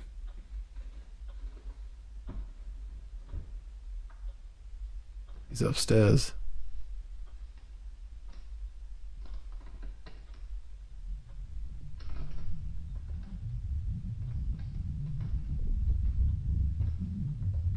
No, I don't see him.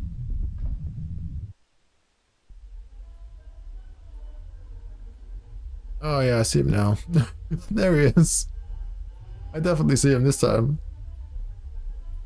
But you know what? I'm more concerned about the bunny in the chair though. That's, for some reason I find that creepier than Craig coming out the closet.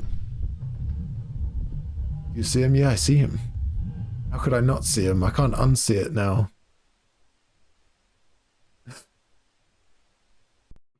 Craig. I like that one better than the first one because it was a bit more like live actiony. Okay, so we watched My New Friend. We got Almost Gone. What's your Almost Gone?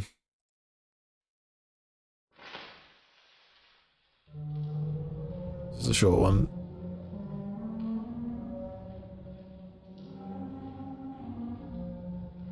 Crikey. Was he like 7 foot?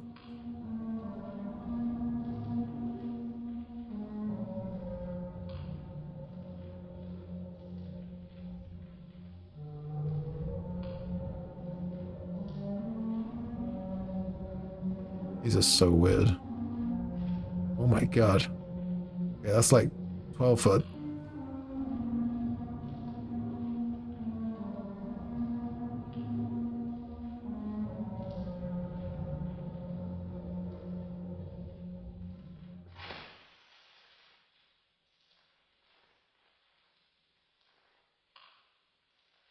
You never know. These are like a box of chocolates. You never know what you're gonna get.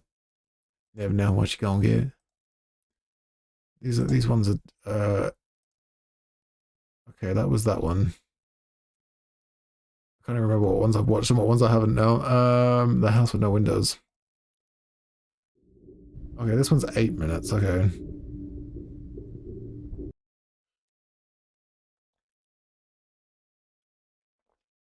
He's probably really good at basketball.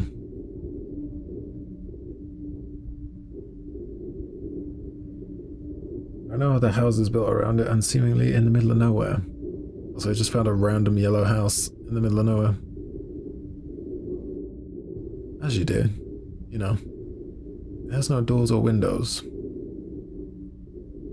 Not very accessible then. There are no obvious ways inside.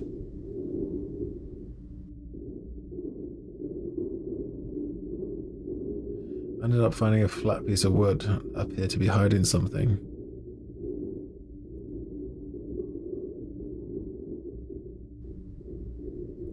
It's a hole. Behind it was an entrance to a crawl space.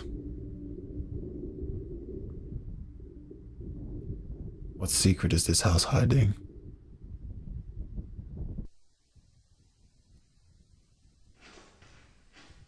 Oh no. It's like claustrophobic horror.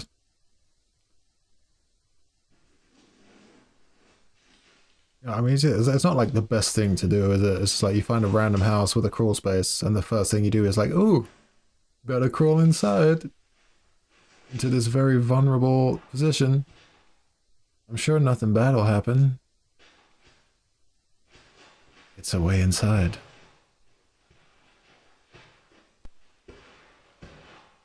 Oh, we going in. We going into the house with no doors and no windows.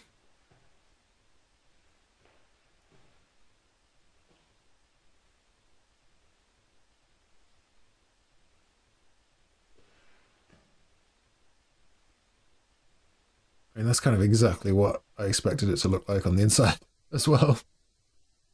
Just empty with yellow walls.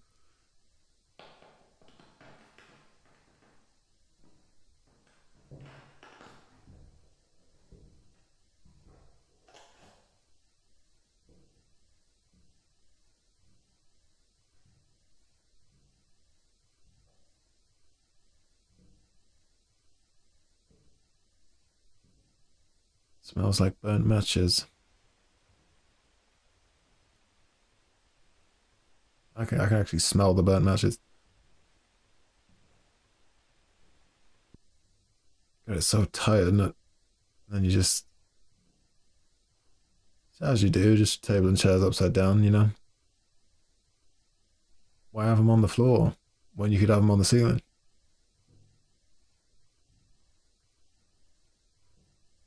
Oh, there's a door down there on the left. There is a door. A door does exist. In this place. Wouldn't that draw your attention? Like, wouldn't you want to go straight for the door? It's like, oh, there's a random yellow door in the wall. I should probably go and, you know, see what's on the other side.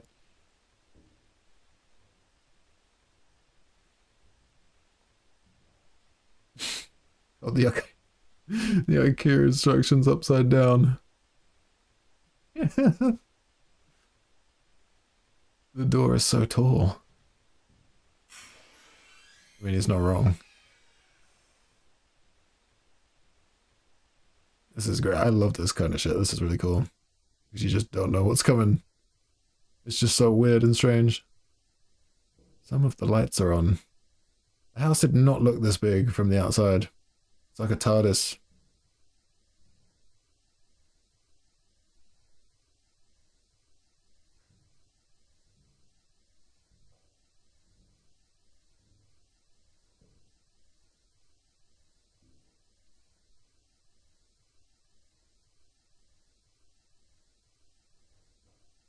Oh. Something's a creeping.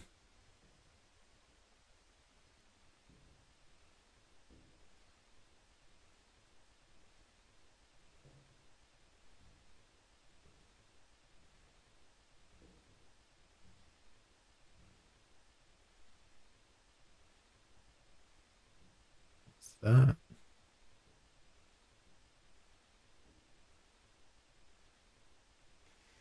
Oh, is that like a yeah, like what you, I can't remember what they're called, the things that you stand a painting on, or a canvas. On the other side of the door though, I thought it looked like a weird grasshopper or something.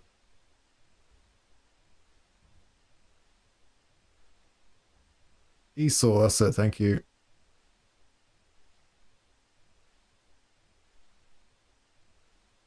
Still God.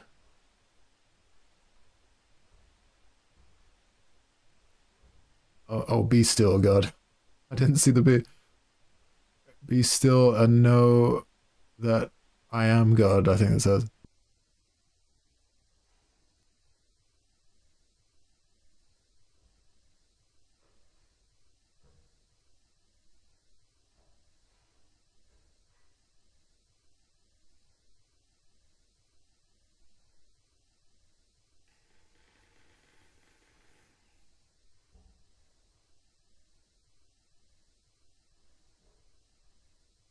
Cannot look away right now. How big is this house? This house looks so tiny from the outside. More hallways.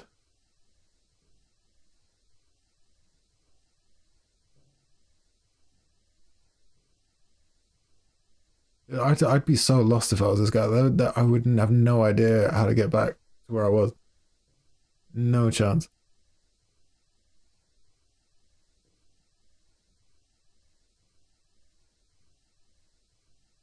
Oh, of course, there's like a creepy stairway.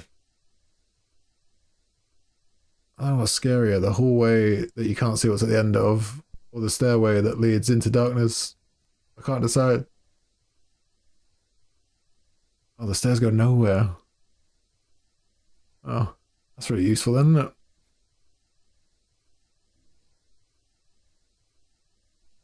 Just like you have somebody over, just like, oh, you got an upstairs? Nope. I've got stairs. Just get rid of the up. I've got stairs. I don't have an upstairs. I got stairs.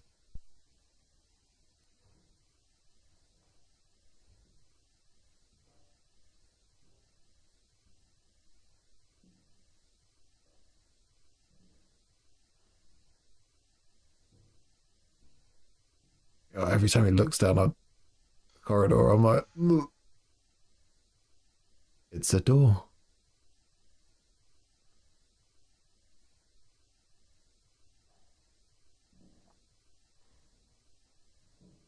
And of course the door. The instructions for the door upside down as well. It's too high up to reach.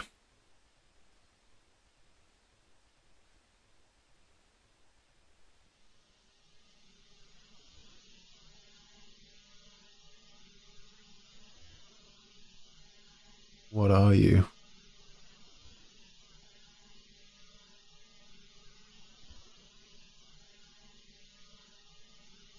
I know your face.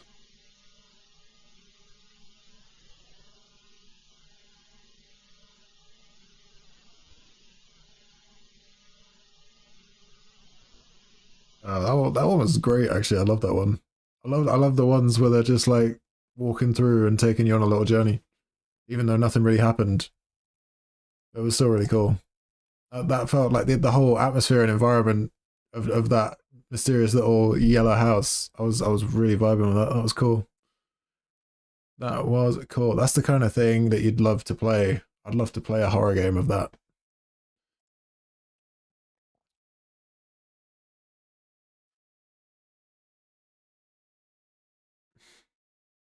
All right. Spot guys off. Thanks for hanging out, man. Take care. Peace out.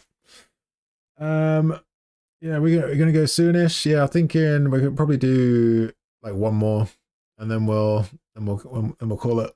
Yeah. But yeah, take care, man. See you next time. Thanks for chilling.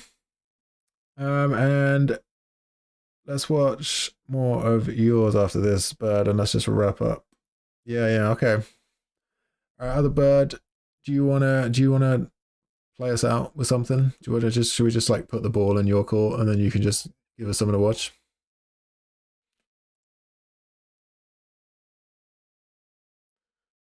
One more obelisk.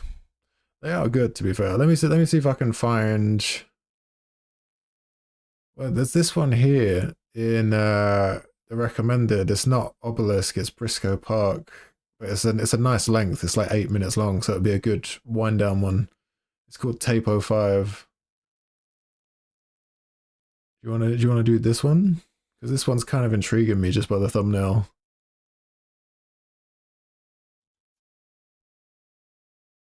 Wait, you put one in the Discord? Did you? Oh, this one. Oh, the moon wakes up 234. All right, do you want to do that? You want to make that the last one?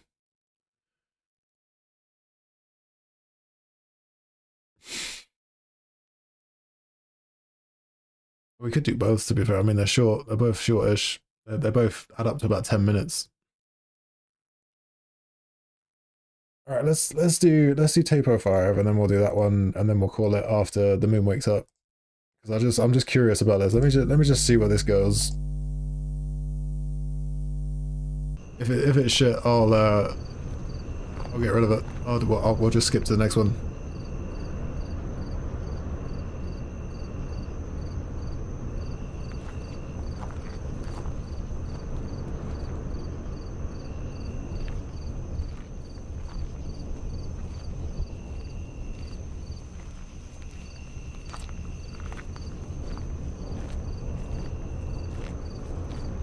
Yeah, straight away I'm loving the atmosphere. Creepy, late at night, winds blowing, walking towards a church.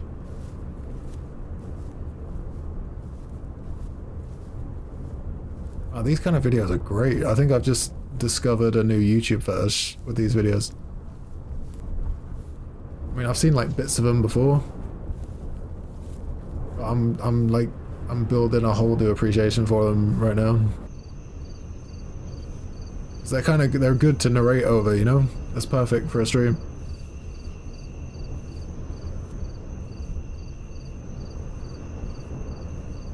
Yeah, I can see, yeah. It's animated. You're right.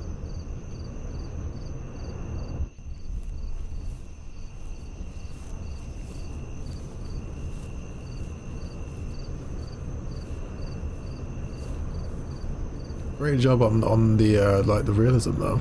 It does look legit. Oh, I just saw. Oh, was there someone in the window just then? Ah, that looked creepy.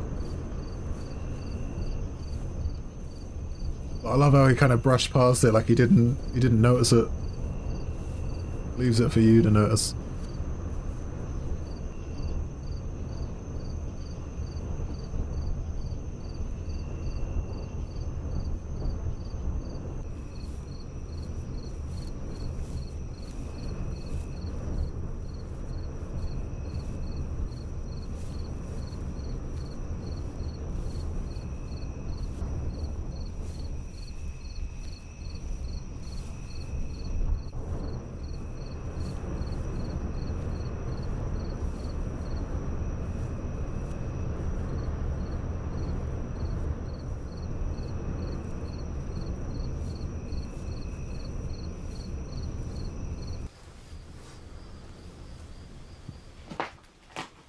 It is crazy animation though, isn't it? It looks so real. How far games have come. Or game engines anyway.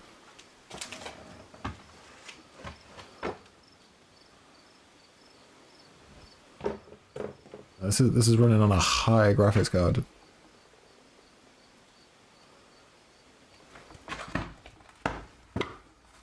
Yeah, I suppose that's a good point where the grass is where you got the wind blowing in the background and it's not moving much. Well, I mean this though, I mean come on. This looks so legit. Even like right down to the rubble on the floor.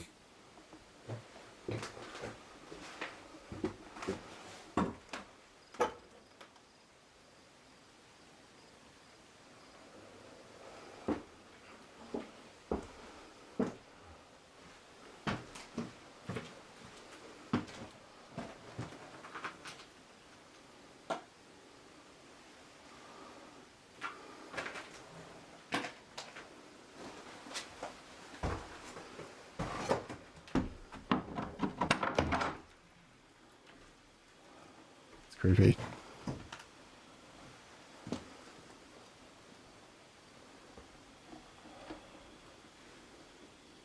The atmosphere on this is absolutely killer though.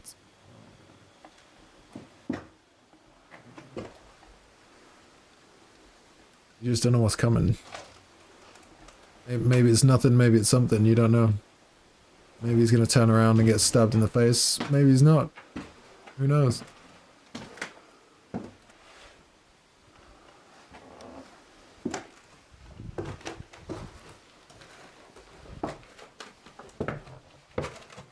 I think it was destroyed.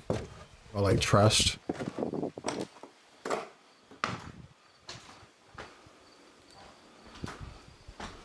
Yeah, I'd be terrified to be in a building like this and be upstairs, but then suddenly go downstairs and see like a face waiting for me in the corner.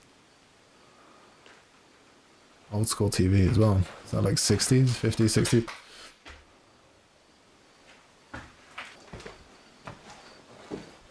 Yeah, teenagers probably just, they love to smash shit.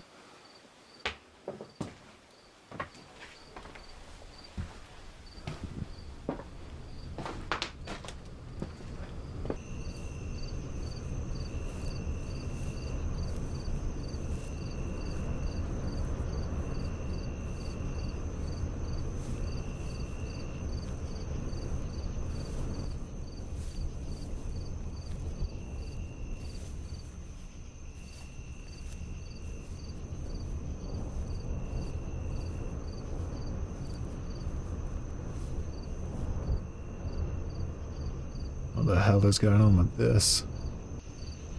That did not look normal. That looked like a trap or something. Booby trap.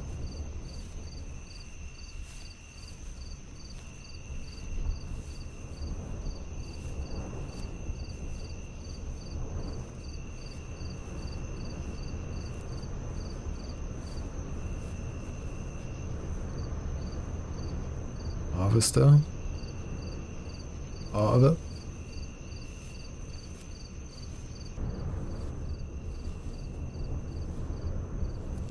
I swear when he walked by earlier there was somebody in the church window though. I don't know if it was my mind playing tricks, but I swear I saw like a guy in a blue shirt or something. I'll have to check that in a second actually. Just to see if I'm crazy or not.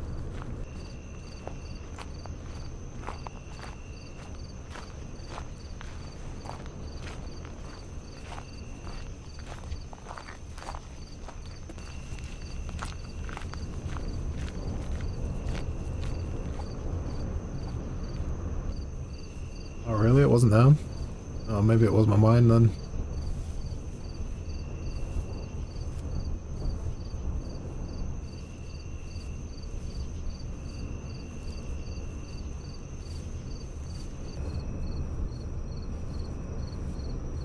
Well, screw actually doing this though, just wandering around a place like this at night,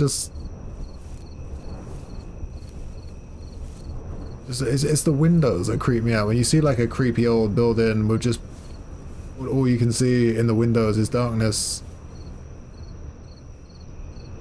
I'm just waiting to see a face appear at one of them every time.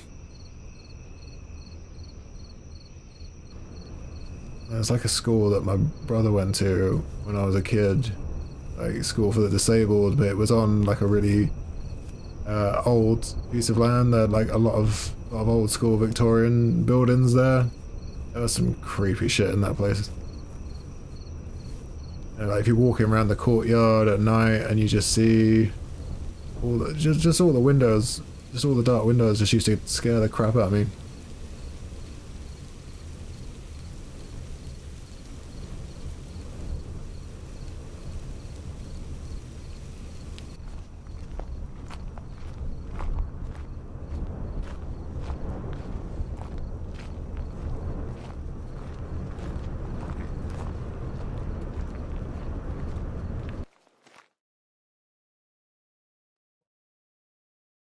I just love like the eerie atmosphere of those things. They're really cool. Really nice.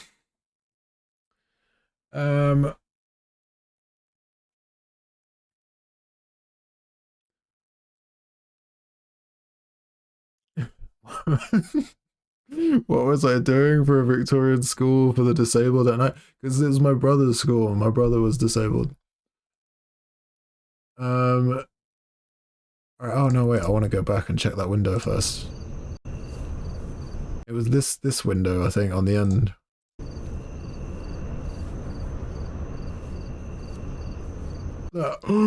Oh god, I don't know, it kind of looks like it. Right, I know it's not, I don't think, but it looks like there's kind of like a head and then a blue shirt. That's what I thought I saw. But I don't actually know what it is. It's not a guy, but it kind of looks like it at a glance. You know, like as he kind of brushes past with the camera.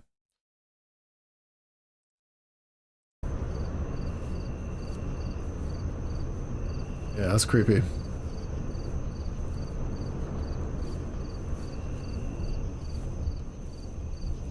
Yeah, it looks like it kind of does look like a Lego body. It kind of does. Yeah. Look, you got the little bit on top that you stick the head on. But there's a bit above it as well. I don't know if you can you even see the mouse? So I'm using the mouse as like a pointing stick. It looks like there's a head just above the Lego head that's like popped off of the body. I don't know, but it's not a guy though. It just looks like it. Okay, I do want to subscribe to this guy as well because I want these videos popping up in my recommended. I'm a low schizophrenic. Great, man. Great. No one else is seeing it. I'm just crazy, and now I'm schizophrenic. Now I'm hearing voices apparently. Okay, fine, whatever.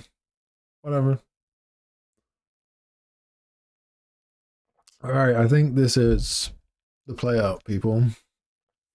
I think this is The Moon Wakes Up by Mr. Friend. This is going to play us out. Just your average Easter Sunday. Just another Easter Sunday, man. Just another Easter Sunday. The voices tell me to play Outer Wilds. Do they? Do they? Hit game by Mobius Entertainment. The voices. The voices tell me to play it.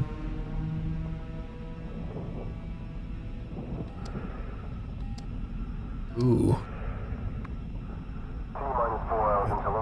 This is certainly a shift.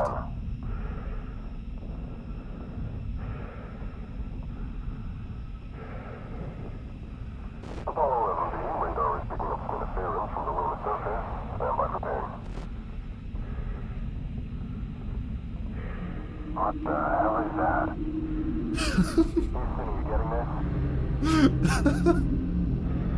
I think these astronauts are just taking some bad acid. this is what a badass trip looks like. Oh my god.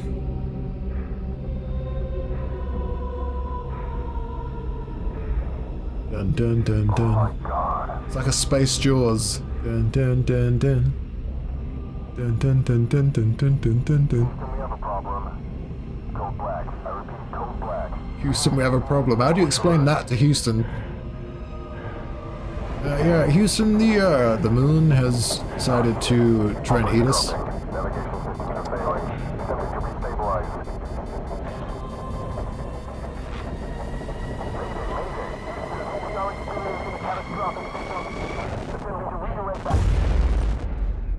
Whoa. Oh my god. Nightmare, dude.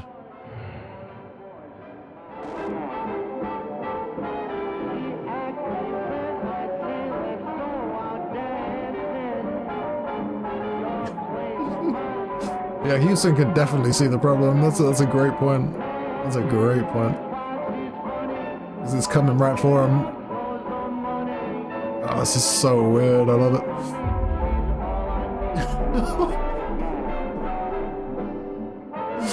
Imagine that's the last thing you see before you die.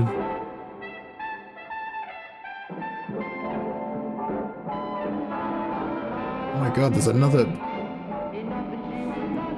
Oh, it's a planet. Solar system's eating us. Getting eaten by the solar system. Finn. That was really cool. That was so cool. I love this. Is an amazing YouTube niche. I need to see more shit like this.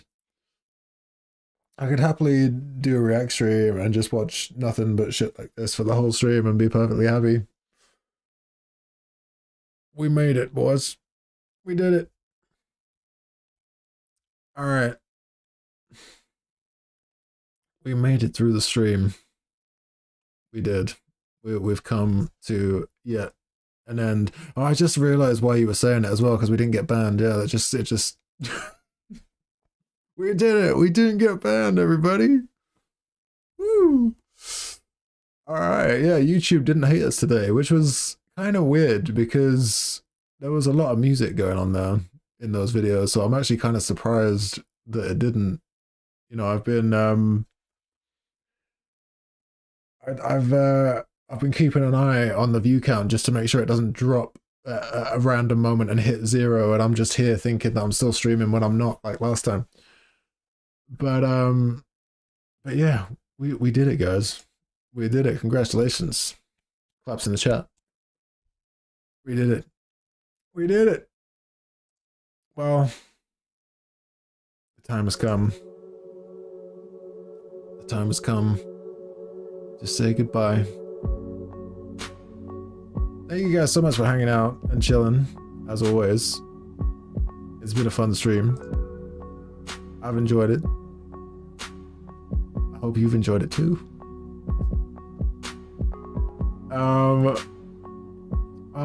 I'll see you guys again soon. I'll do, you know, we're gonna do some more Walking Dead in the week. I'll do another couple of recorded, and we'll do another react stream if you want to do it. Yeah, I can talk to Harvey about that, because Harvey runs things over on the Discord. So if you want like a game suggestion channel, hit Harvey up and he'll sort it. Or I'll hit him up for you. I'll let him know. I'll talk to him at some point, and we'll try and sort it out. We'll try and sort out something that we can play together, so we can just sort of chill and game it out. But this is where I love you and leave you. Thank you guys so much for hanging out. Thank you for watching. Thank you for making the stream, as always. And I'll talk to you soon. Enjoy the rest of your Easter. Take care. Peace out. I'll see you guys next time. Bye for now.